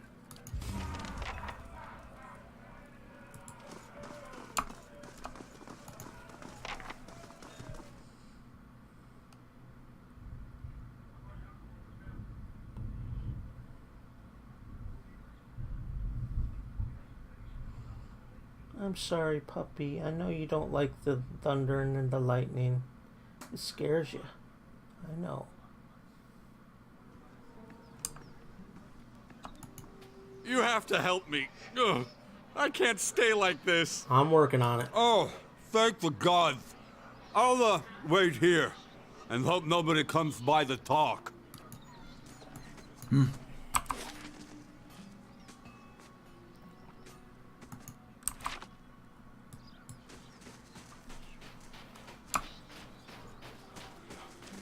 Okay, let's go into this building.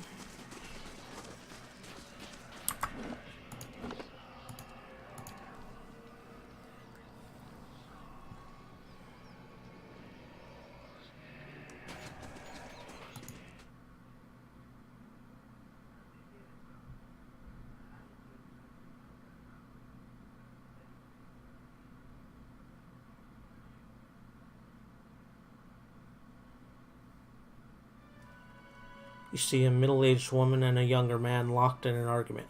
Both wore clothes streaked with blood and dirt. The young man turns to the woman, a fresh cut visible below his eye. They've destroyed the stockade, Mother. It's... Enough. They're gone. She holds up a hand, which is missing the final joint of the ring finger, but it's her voice, sharp and steely, that silences the young man. As he glowers at his toes, she turns to you with dark circles under her eyes and a smile pulled taut across her thin lips. The deliverer of Cadnua. Thank you for making the journey. Abidan knows it's a long one. Well, I'm sure you wagered on a more civilized welcome. Still, we're much obliged for your capable intervention. She shoots the young man a brief but stern glare. He pulls a knife from his belt and an apple from his pocket and sets to work. I'm rational, so let me do the rational option. Then far be it from me to waste your time with idle chatter. She folds the map in her hand with a quick and merciless pinch. Stalwart isn't much more than a grease stain on a map. What roads we've got in the White March are basically tracks in the snow. And for every trader or adventurer that comes through, 3 of our own leave for good. But it weren't always so. There was a time when kings and queens sent their firstborn to these mountains, when the White March was the envy of empires. Her eyes shine, and for an instant she looks like a much younger woman. How the mighty have fallen. What does this have to do with me? The Pargrin dwarves transformed the White March once. We could bring some of that greatness back to Stalwart. But we need the White Forge. She raises the map and taps a spot in the middle of a white and gray expanse. Lore 6, I know of it. Then you'll know that no one's felt as much as a summery breeze from the White Forge for over 200 years. She smooths the creased map. I'm hoping you can do something about that. She ignores the young man, who shakes his head at the crackling logs. How so? We've been trying to breach Durgan's battery for over a year now. Problem is, the other expeditions can't so much as dent the front door. Tell me about these other expeditions. A dozen different groups have come through at our request, and several more besides. Been hoping that one of them could clear the way through Durgan's battery. But young or old, green or seasoned, it don't seem to matter. They cast their spells, chisel at the door, and search the grounds until they've worn new treads into the old stone. The lucky ones eventually go home. Plenty more find themselves on the wrong side of a blizzard, or an ogre raiding party. Why the sudden interest in the White Forge? We're an old mining town. Or we were until the Adirans pulled out and left us with a half-dug mine shaft and something resembling an inn. She thumps the sturdy wooden wall of her fist. Since then, it's been a steady decline. You've seen the roads. Isn't much we can produce that the Valians can't ship cheaper. But the White Forge... well, if we could fire it up again and start producing Durgan steel, or something close to it, wouldn't matter if we're in the White March or the Living Lands. Business would come. She folds her arms and gives you a stiff nod. The young man says nothing, but he tosses a sliver of the apple peel into the fireplace.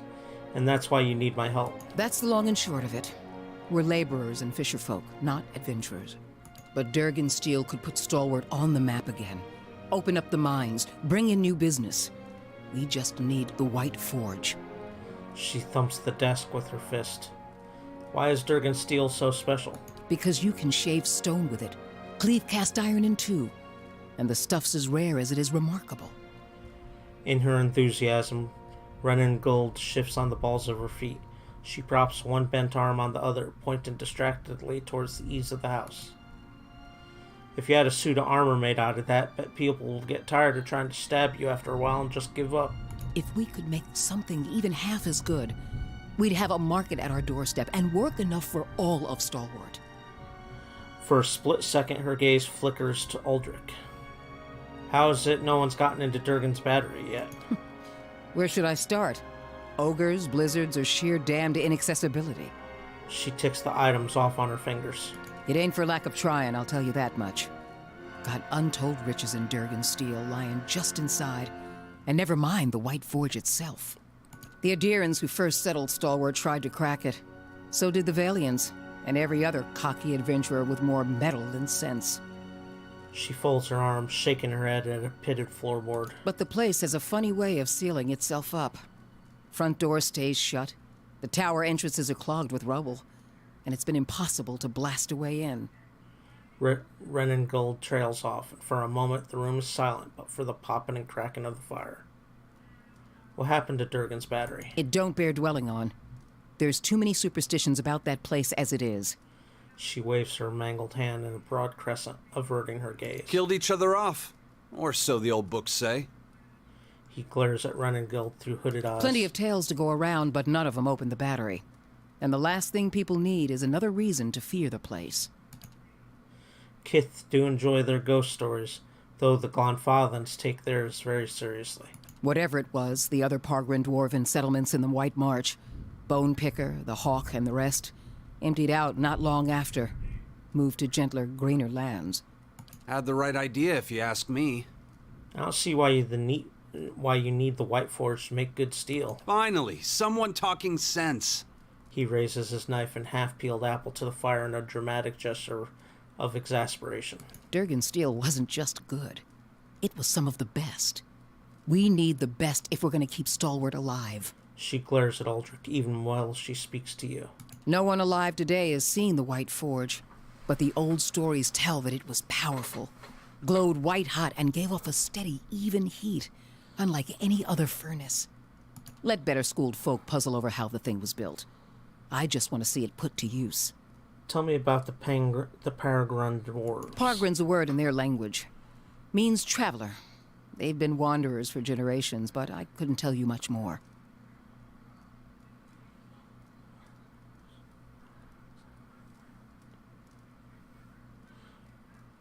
Alright, any idea of where I should begin? The battery's up the mountain to the north. A good hike away. She jerks her head in the direction of the slope behind the house. Near Galvino's place, huh? Uldric says it in a breezy tone, but Renengold falls suddenly silent, consternation hardening the lines on her face. He smiles and draws his knife across the apple again. So it is. Though I was going to suggest dealing with that ogre camp before anything. She compresses her thin lips into a frown. Who's Galvino? Mestre Galvino, as the old crosspatch prefers it.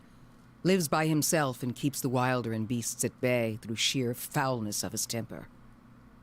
She means to say he's a skilled smith and animancer, who's lived in the shadow of Durgan's battery for over a decade. He looks over his shoulder at you and Renengold. And by Animancy's flimsy standards, That makes him an expert, does it? He folds his arms. And he butters his bread on both sides and fits his left shoe before his right. But that's neither here nor there. She crosses her arms and crumples the page in one tightening fist. I see. Ain't nobody here fond of the man, but he's a clever hand and a quick study. It's a fool who thinks he stayed so close to the battery without figuring something about it. You said as much to the last party, and we haven't seen hide nor hair of him since. Maybe they didn't run afoul of Baragon's ogres after all. She raises a gray eyebrow at him. Uldric shrugs and turns back to the fire. Just watch your step. Galvino's place is a ways east of the battery, and folk who pass it bring unsettling tales. Tell me about the ogre camp. Belongs to Flames That Whisper, Matron Baragon's clan. Hunters tell me they've been active of late. Hunting elk and otherwise minding their own damn business. He pops an apple wedge into his mouth and chews it aggressively. Minding their own business. Never mind the latest expedition's disappearance, or the broken stockade. She pinches the bridge of her nose, squinting. I'm saying we shouldn't agitate him further. He makes to toss another slice of peel into the fire, but he fumbles and drops his knife. He bends to pick it up, cursing. What does this matron have to do, if anything? The brawl outside was just the latest patch of trouble. The ogre clans are getting bolder, and we'll all sleep easier knowing they aren't circling our walls. Also, Baragons like to have whatever the last expedition found. Rumor has it they disappeared near her turf. She crosses her arms and looks over to Uldric. Killing a matron will only make our problems worse. The way to approach Baragon is with your hands held high. If anyone could parley with an ogre, I suppose it'd be you. But they aren't known for their patience with prattle. Got it. Good. Before you leave town, stop by the Graves Rest. Most visitors to Stalwart spend some time there, so Hafric and his patrons may be able to give you the lay of the land. Don't know about you, but I'm parched all of a sudden. Actually, I want to ask you about something. What's on your mind? What can you tell me about Farah's expedition? Who? Sorry, I don't recall the name. Her brow furrows. Last expedition I met disappeared weeks ago. Didn't give any names, but they definitely haven't come back this way. Don't mean the Sfeara weren't part of an expedition, though. We get groups passing by sometimes looking to try their luck. What's on your mind? I have questions about Durgan's battery and the White Forge. The Pargrin dwarves guarded it like a mother bear. It's a wonder we know as much as we do. What's on your mind? Want to know more about Stalwart. Adir founded us back in their colonial days to supply ore to the Empire. Saw a fair bit of traffic from both sides of the White March then. She rubs the nub of her shortened ring finger. But after the Deerwood claimed independence, Defiance Bay found cheaper places to get ore. Didn't have much reason to maintain our supply routes. Isn't Stalwart part of the Deerwood? Officially. Though with the state the roads are in, you wouldn't guess it. What do you do here? I'm the mayor. Or so I'm reminded every time there's a game shortage, ogre attack, or a neighborly dispute. Hey, Tipsy Flipper, how you doing, man? I'm a builder by trade, though. Traveled all over Air Glonfoth and the Deerwood in my younger days, but ended up back here anyway. She gives you a vague smile that's gone as quickly as it appears. Tell me some of the more important places around town. Here in the center? Let's see. The Graves Rest is next door. I'm Hafric doing can all set right. you up with a room and a hot meal there. Some long days at work, just a little tired. But not doing too bad. Always nice to come home and don't have to worry about really anything much other than, playing some games. Here in the center, let's see. Okay, I already... The fishery's just on the edge of the lake, and the Temple of Andra is next to it. No one keeps a secret like Lavda. Or so I'm told. A few folk live in this part of town, too. Seemed a lot safer before the ogres broke through the western gate. Thiersch lives next to the old mine shaft, and Tana, the old mine overseer, is next door to me. She jerks her thumb towards the wall. Let's talk about something else. What's on your mind? Can you tell me anything about the last expedition that went to Durgan's battery? They didn't volunteer much, and I knew better than to ask. She scratches her jaw, frowning. I've seen all types charging through here. Professional companies with shiny new equipment as brazen as you please, and hopeless runts with nothing but tattered leathers. But these folk, I don't know what they were after, and the way they looked at you made you feel cold all over. She shakes her head as if dislodged in a bad dream. Wish I could tell you more. Perhaps we'll find more in the battery itself, yes? He nods at you with a guarded look. What's on your mind? Very well. Alright. Let's just take a look at what she has. We're not taking anything. We're not stealing. We're just looking. It's not a crime if you don't take. Though if you try and pick that lock, you will get in trouble. Something else you need? Do you know anything about Durgan's battery? It's a fool's hope. A fantasy that's kept these parts inhabited longer than they should be. He glances around the old house and its worn furnishings. They say the Pargrunan dwarves developed Durgan's steel, became powerful, rich, and then one day, they locked their doors and died. He shrugs, turning his palms towards you. Nothing like a mystery to stir folk up. Most of Stalwart is convinced that some Pargrin secret will save us all. But that don't stop them from whispering a prayer when they pass the old fortress. A sour smirk crosses his lips. Earlier, you said I should make peace with Matron Berrigan. About the only thing folk here haven't tried. Killing one more matron won't change things for long. He shakes his head. Besides, her clan's flames that whisper. The one that attacked us was Wolf with many mouths. I'd know him anywhere. They're cut from the same cloth, Aldrich. Only a matter of time before Baragon marches through that gap in our walls. At the sound of Renengold's voice, Aldrich's shoulders stiffen. His jaw works in a silent but furious retort. You seem to disagree with Renengold on quite a few Mother's matters. Convinced that a magic forge will turn this frozen crack into a hub of civilization. She can't accept this place is dying. Me, I'd just as soon move on. He scrapes the sole of his boot on the straight but weathered floorboards. What do you do here? I'm a carpenter. Mother's a builder. So it felt like a good fit at the time. He presses his lips into a wry frown. Not that we've got a lot of new folk to build houses and furnishings for. These days, I spend most of my time fixing up the stockade. Farewell. Alright, let's head out of here. The other houses probably will have less talking. That was the main quest house, though. The mayor's house.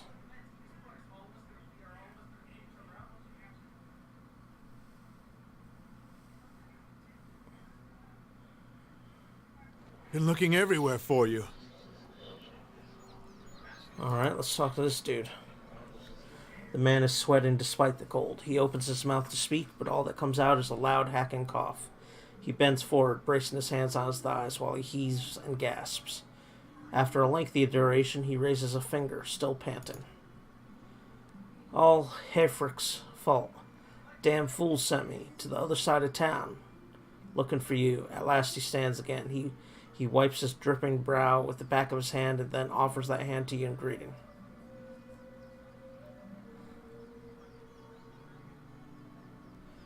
I'll try and be diplomatic, shake his hand. Pleasure to meet you. I'm the captain of the militia around here. Really? I didn't see you during the ogre attack. See, I was guarding the Griff's Rest. Someone had to make sure those ogres didn't burn it down like they did Katie's house. Damn shame that. He frowns and shakes his head solemnly.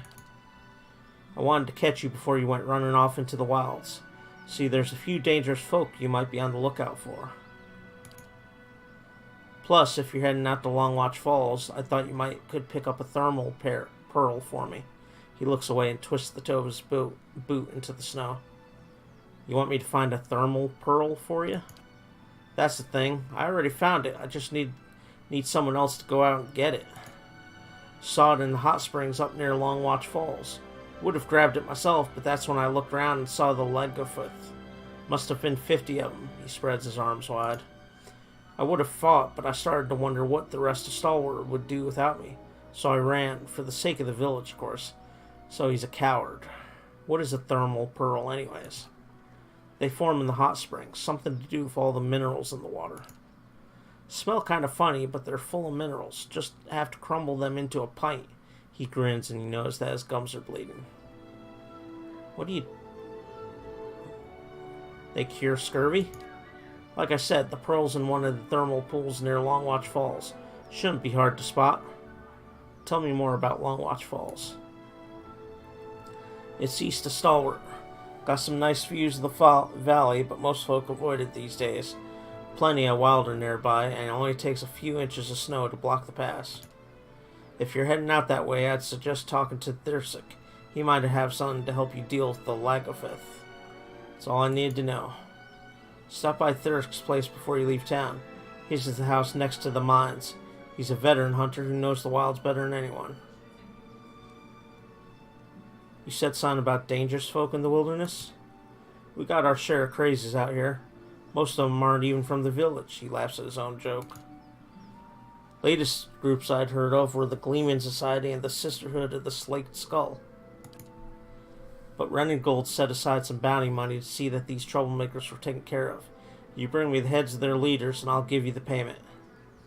I want to know more about the Gleeman Society. So this is the bounty guy, like the one from my stronghold. Crazy packs of radicals that wants to topple governments and kill the wealthy. Makes the War of Defiance look like a food fight. Duke Avar and the Regent of Retzeris both declared them illegal, which is probably the only thing those two would agree on. Or would have before all that murder and mayhem in Defiance Bay. He frowned, scratching the back of his neck. Anyway, check Longwatch Falls to the east. That's where they were last seen. Who leads the Sisterhood of the Slaked Skull? That'd be Mestla. All of the members of the Sisterhood worship Bareth, by sending as many folk back to the wheel as they can. He shivers. They've been poking around Durgan's battery, and Whale only knows why, but you can understand why no one around here is pleased to hear about it. Passed through town recently. Didn't stay long, but they stopped at the Temple of Andra. You might see if Lafton knows something. If you've come across them, be careful. They're unpredictable. Let's talk about something else. What do you want to know? Remind me about the thermal pearl you wanted. Alright. Farewell.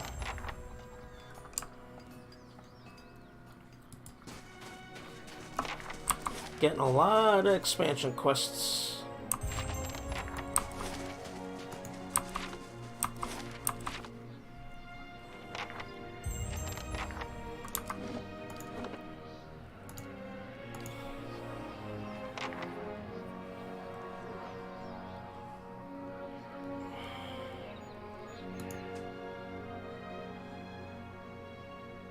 I at least want to get this town finished this stream.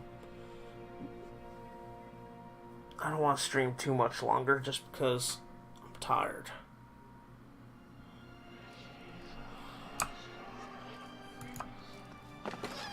Doesn't hurt to look. I'm not taking.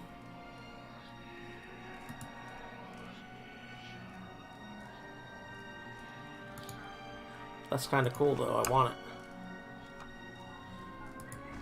They gone? Have those nasty brutes finally left? Tana. I heard the ogres outside, tearing down walls and murdering folk.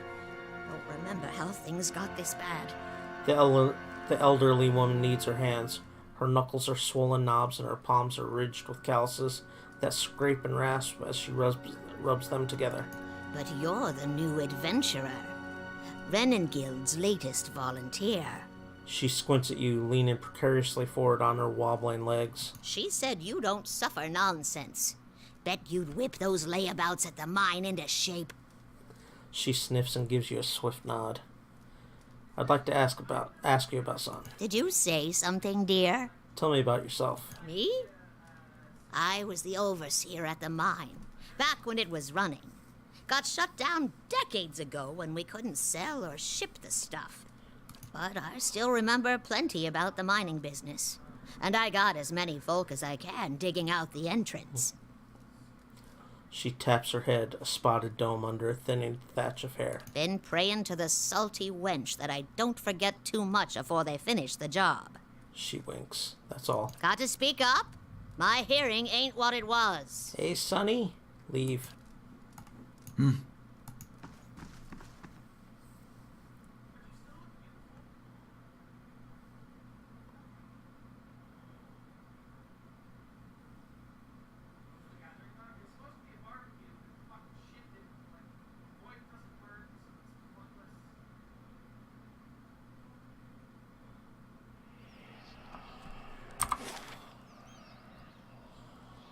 Okay. I think this is the house that burned down that had Katie in it.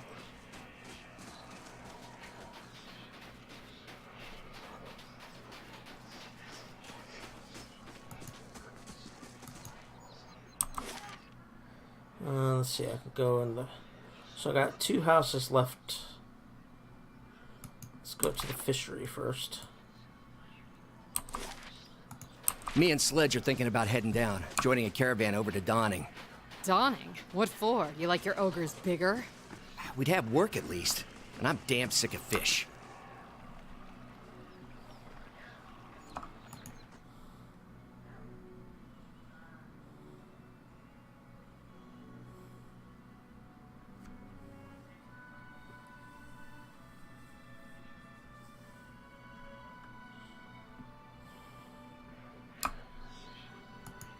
Ah, now we can all free ourselves from vanity.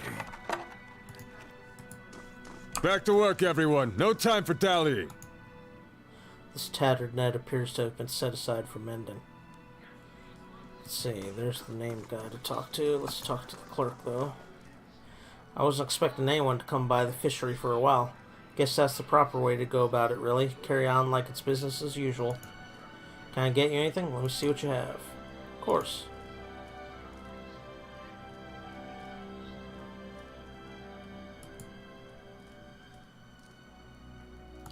He doesn't have anything good.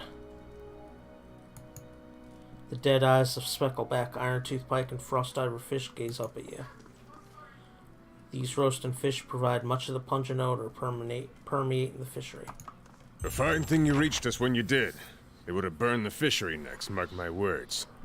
He wraps your hand in a sturdy handshake. And the last thing this lot needs is another excuse to knock off early. He raises his voice at this last remark and glowers around the room. The other fisher folk look studiously away and focus on mending nets, gutting fish, and sorting the day's catch. Can't imagine why they'd be in any hurry. He looks as if he's trying not to breathe. Anyway, excuse the mess. If there's something you need, the clerk can get you sorted. He raises a graying eyebrow at a man sorting various stocks and supplies near the back of the room. Just watch your step if you have a mind to look around. The floors are slick and none too pleasant to fall on. I've got questions about the fishery. Been running it 4 decades now.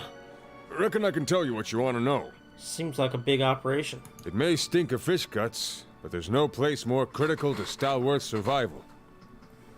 He nods, a blush of pride rising above his beard. Herds come and go, so there's seasons when our catch sustains the village.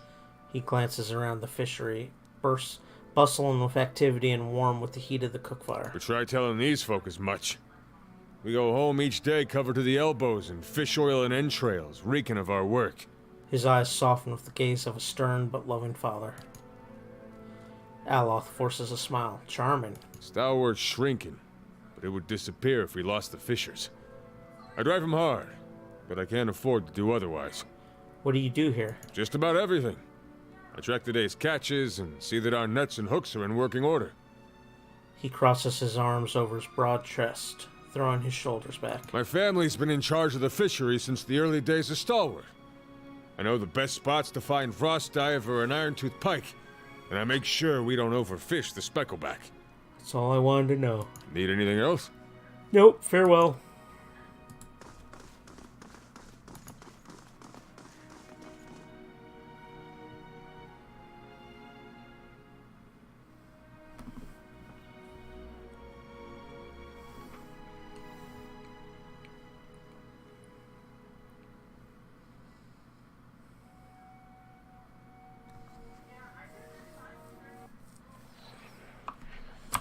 One house left, I believe. The Temple of Andra. Oh, I can level up, Aloth. Let's do that before we go in. Did I already talk to him? Yeah, I already talked to him. Oh, it's working! Yes! I can't believe it! It's really... Oh. The dwarven woman looks at you, a disappointed expression on her face. In her hands is a large rectangular box covered in strange dials and symbols. What's working? My ore locating divination tool. Well, that's what it will be. I have to calibrate it. Right now it seems to think you're a copper deposit. My Animancer contacts did suggest that a particular strong soul essence might interfere. I'm more interested in minerals in any case. What are you looking for? I'm trying to recreate the instruments that first led the Pargrin dwarves to this mountain. This is my latest prototype. Centuries ago, dwarves carrying tools just like this one followed their readings to what is now the Battery. If I can recreate their work, then I may be able to find ore deposits elsewhere. I was hoping to test it, but my arrival was delayed by word of the ogre attack. I haven't been able to find anyone to venture up the mountain since. My character is a gold something knight, so he'll do what you want, but he wants to be paid. Oh, of course! A real field test is worth the investment. I just have to adjust the device. Her hands move swiftly over the box, adjusting knobs and dials. It should point you toward metal deposits. We already know the Battery rests on some rich veins, but I was hoping to get a reading of the surrounding mountainside. If you can follow the readings to ore and bring back a sample, I can use it to refine the device. Thanks ever so much for this. Okay. Now the last place.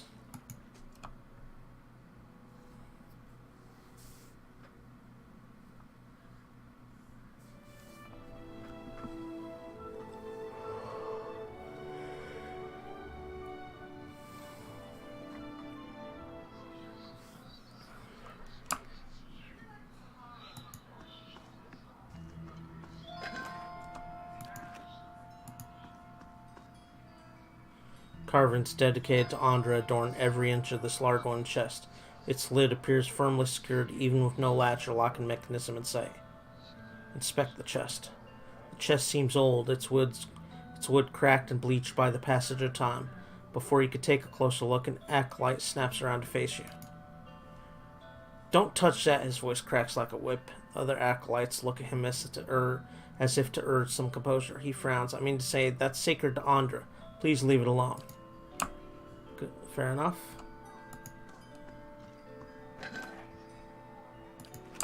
We're not stealing, we're just looking.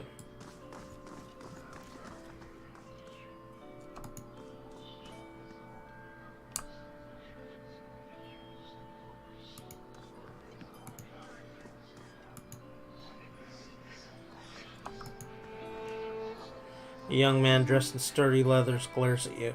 The creases in his face, tanned despite the scarce sunlight of the region, suffers a slight twitch as you approach him. I've got nothing for you. Speak with Leifta if you must. He turns away, his nose wrinkled. Veins course under this woman's pale skin like icy fissures. Yet when she speaks, her voice flows warm and soothing. Andra welcomes you into her embrace. Her features soften with compassion. We're here to ease the pain of your past, ready to take your burdens. With a thin smile, she nods. If you let the goddess help with your hardships, of course. Tell me about Andra. Andra's the goddess of redemption, deep like an ocean and gentle as a mother. She's here to relieve her children of their darkest burdens. We came here to aid the villagers, to heal the wounds of the past that fester in their souls. I thought Andra was the goddess of loss and mourning, not redemption. The priestess crosses her arm and shifts her weight. Common notion. Others may believe so, but the goddess's mysteries are profound. Her true power lies in redeeming your loss and regret. Was there something else you wanted to talk about? I want to know about the gift bearers. Gift bearers do Andra's most valued work. They carry the material burdens of unfortunate souls into her embrace so that the goddess may help them forget. I heard that worshippers of Bareth visited you recently. Little happens around here that doesn't end up in the mouth of the villagers, but we're obliged to assist everyone, regardless of their faith. A group of women came to us, yes. Their leader wanted to know of Durgan's battery. I obliged and pointed them in its direction. They left as quietly as they arrived, which didn't make us any less concerned about their true intentions. This place has grown dangerous enough already. I want to ask you about Okrum's heirloom. The dwarf already asked. We gave him the counsel he needed. Slight irritation sharpens her tone. She seems to catch herself, modulating her voice back to a pleasant timbre. And naturally, we'll do what we can for you too. Ask what you will. Okrum wants his medallion back. She brings her hands together and nods. Ah, Okrum, how often we let the shadows of the past become a burden even to others. That medallion, it weighs on Ukram's mind. You're kind to help, but what he really needs is to cast away those memories.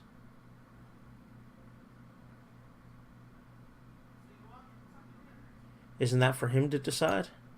He did. He understood the solace that the goddess can give to those like him. It was explained to him that many have second thoughts, but one does not withdraw something offered to a goddess. In time, the memories fade, and they come to see the wisdom of their original pledge. His belongings, his past, now rest in Andra's realm, to be forgotten so that the wounds of the soul may heal. This is the will of the goddess. Lore 7. Her will flows in tides. Maybe Alcron still needs the medallion to discover how to forget. For a moment, the priestess scans the floor beneath her as if in search for an answer. She nods. You're well versed in the intricacies of our faith. No use in hiding anything from someone like you. There's no need to quarrel over the mysteries of Goddess's will. I'll tell you what you wish to know. Akram's heirloom was taken by Ixtli, chosen gift-bearer among us, to be cast away as an offering to Andra. Only he knows where. She pauses and looks at you intently. You could ask him yourself, but he's on a trek through the mountains of Durgan's Battery. If you run into Ixtli, tell him he has urgent duties to attend here. Tell me about your gift-bearer. Ixtli has business near Durgan's Battery. Those mountains are dangerous. If you insist upon carrying out this request of Okron's, then that's where I'd search for your answers. It's hard to believe that only the gift-bearers know where Andra's offerings are cast away. Is it? Our goddess frees us from our earthly burdens. It's best if only one of us knows where they are taken, lest we all end up suffering under their weight. Let me ask you about something else. Nope, farewell. Alright, so we're done there. Let's level up Aloth, and then I'll probably end the stream there.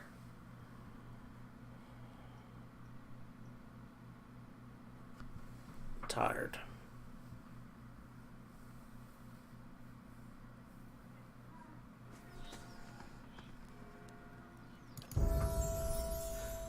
Well, not quite. I want to go rest at the inn. Let's do mechanics and athletics. Okay.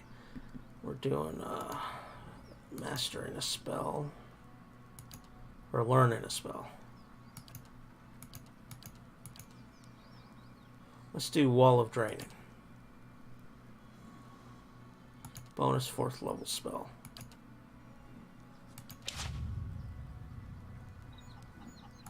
Huh?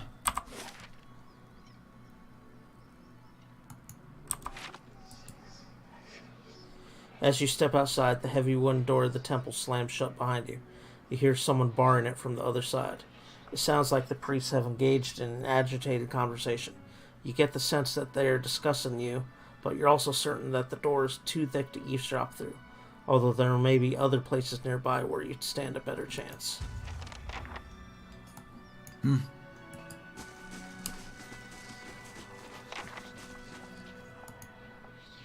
wooden shutters of the temple's window close tight, muffle a set of voices coming from within the building.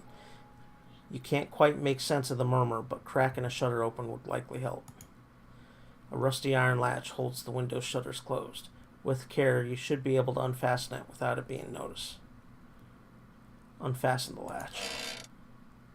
Ooh, that was creaky. You carefully begin to lift the latch from its metal hook. Halfway there, the rusted iron resists with a screech. You freeze, listening to the voices and hope that the priests didn't hear. Their conversation continues uninterrupted. Put some oil on the latch.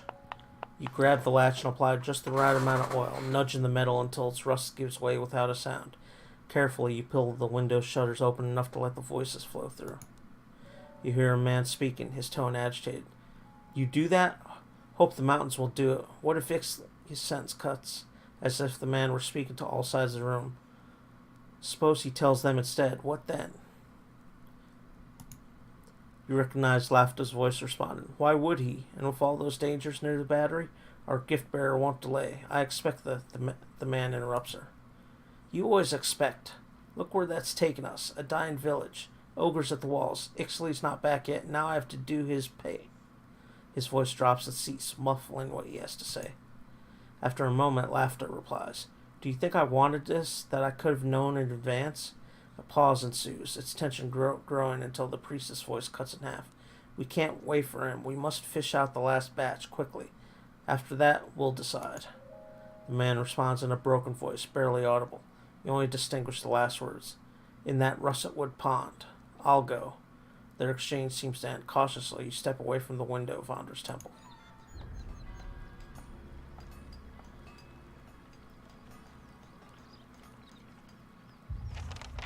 Find the gift bearer or search the waters of the russetwood. Yeah. Assume that's a zone, yes, okay. Okay, so I wanted to go to the inn.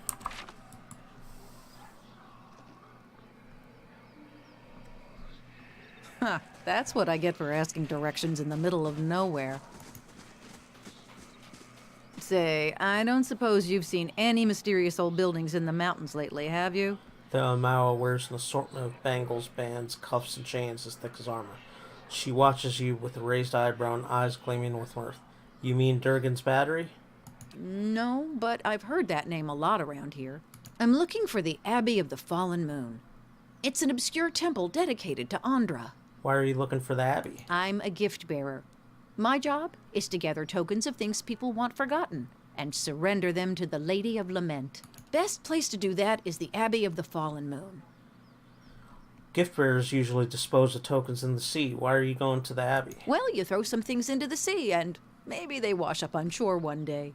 But you want something really good and forgotten, you take it to the Abbey. She nods. Eder stares at Durrance with a half-crazed look in his eyes, scratching his beard in contemplation. His smile broadens as he thinks.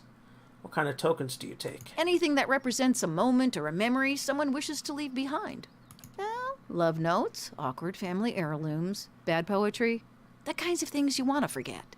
So what are you taking to the Abbey now? The Abbey's all about forgetting. Wouldn't be much forgetting if I told you about it, would there? I see. I might be here a while. Half the villagers have never heard of the Abbey, and the ones that have, no one knows where it is. So I'm trying to think of this as an extended holiday, in a remote mining village that smells like fish. I've got business in the region. We could travel together. You won't regret it. I've got a lovely singing voice. I like her already. I wonder what kind of class she is. A barbarian. So she's also a melee. Let's, give Kana a break. Safe travels. And recruit her. We're not going to level her up right now. That takes a while. So, she is melee. So let's put her up there. Alright.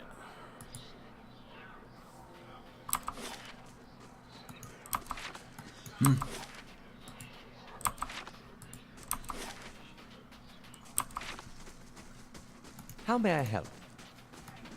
Yeah.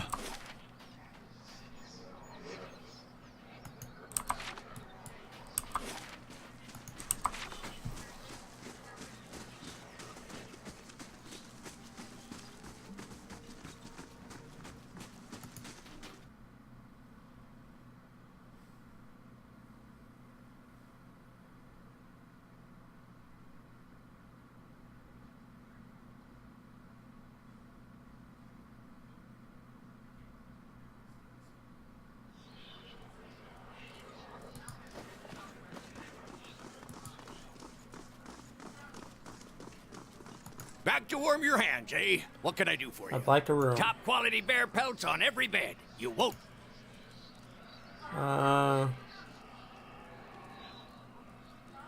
Let's do that one. Ooh. More dream sequence, maybe. You awaken and hear someone stirring, growling. Looking over, you see Manea twitching and muttering in her sleep.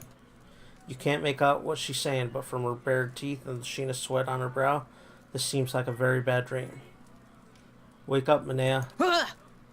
She sits bolt upright, roaring and reaching for her weapon. Calm down, you're safe. Oh! She grimaces and looks away, wiping her face. Oh, sorry. I must have been dreaming. She lies back down and turns away from you. About what? No, it's nothing. Sorry, I shouldn't have bothered you. She pulls her blanket over her shoulders. Let's do rational. We're both awake now, we might as well talk it out. She's quiet for a long time. It seems like she's already gone back to sleep. Then she sighs. You told me about your awakening. I haven't yet. We haven't talked. Eder stirs. Minea waits silently until Eder rolls over and resumes deep, steady breaths. I guess I've had a similar problem. There's something I remember from a former life. Happened hundreds of years ago, but I remember it like it was yesterday. How did you remember it? Happened while I was fighting in Old Valia 20 years ago. My unit was camped out in the palace we'd just taken. The others were roasting the last of the Marchesos pigs in the feast hall. So, I went to the wine cellars to fetch a few bottles. She works her fingers into a knot. I don't know how long she'd been hiding there, but there was this old woman. Must have been one of the servants.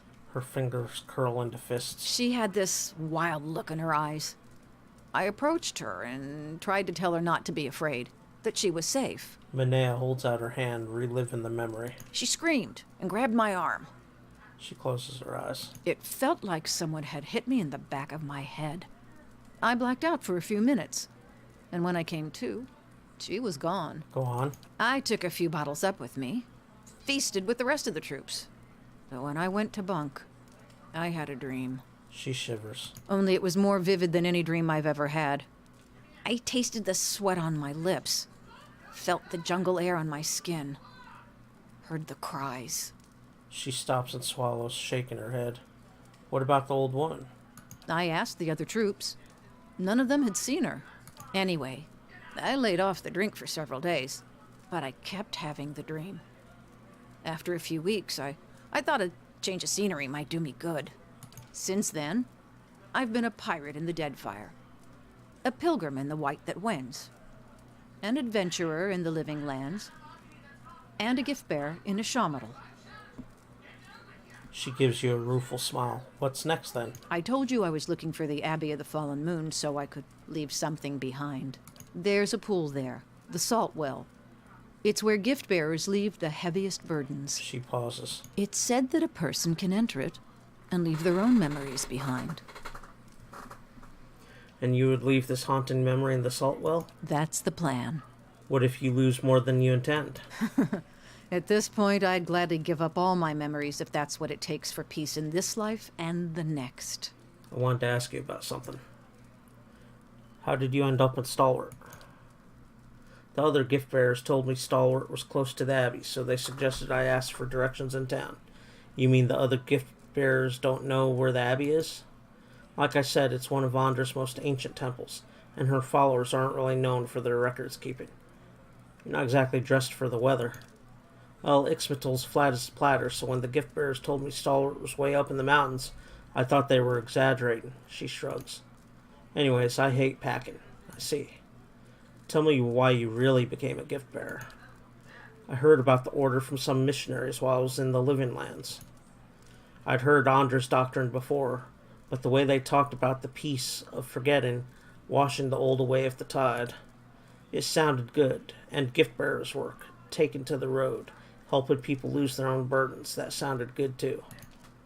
Kept hoping I'd find a way for me to lose my burden along the way. Tell me about yourself.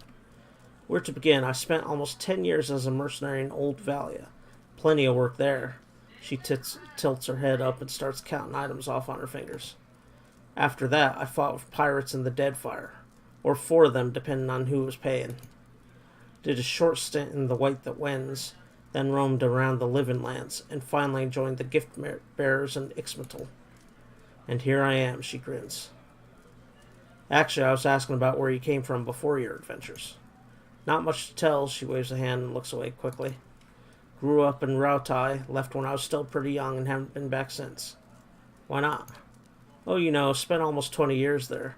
Change of scenery is good, right? She gives you a breezy smile, but it looks forced. I see. Better to look forward than back, that's what I always say. Why so much travel? Guess staying in one place never much suited me. And you gave up soldiering, piracy, and venturing to join Andra's gift bearers? Still plenty of adventures, just different circumstances. Questions about some of the lands you visited.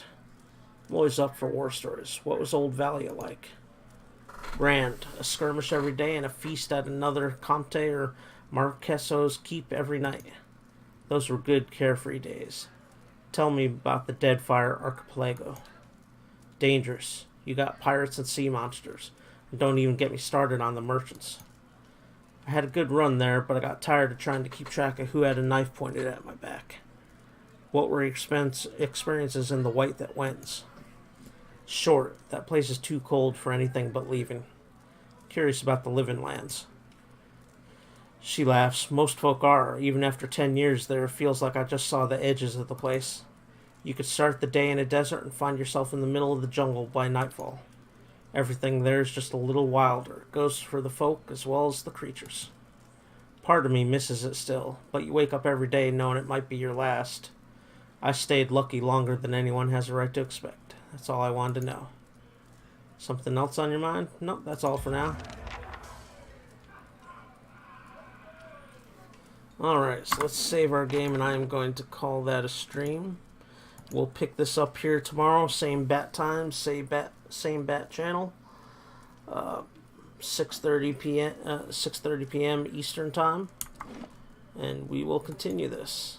I appreciate everybody who stopped by, followed, conversed. This is Ponzeric checking out for the evening. Y'all have a good night. See ya.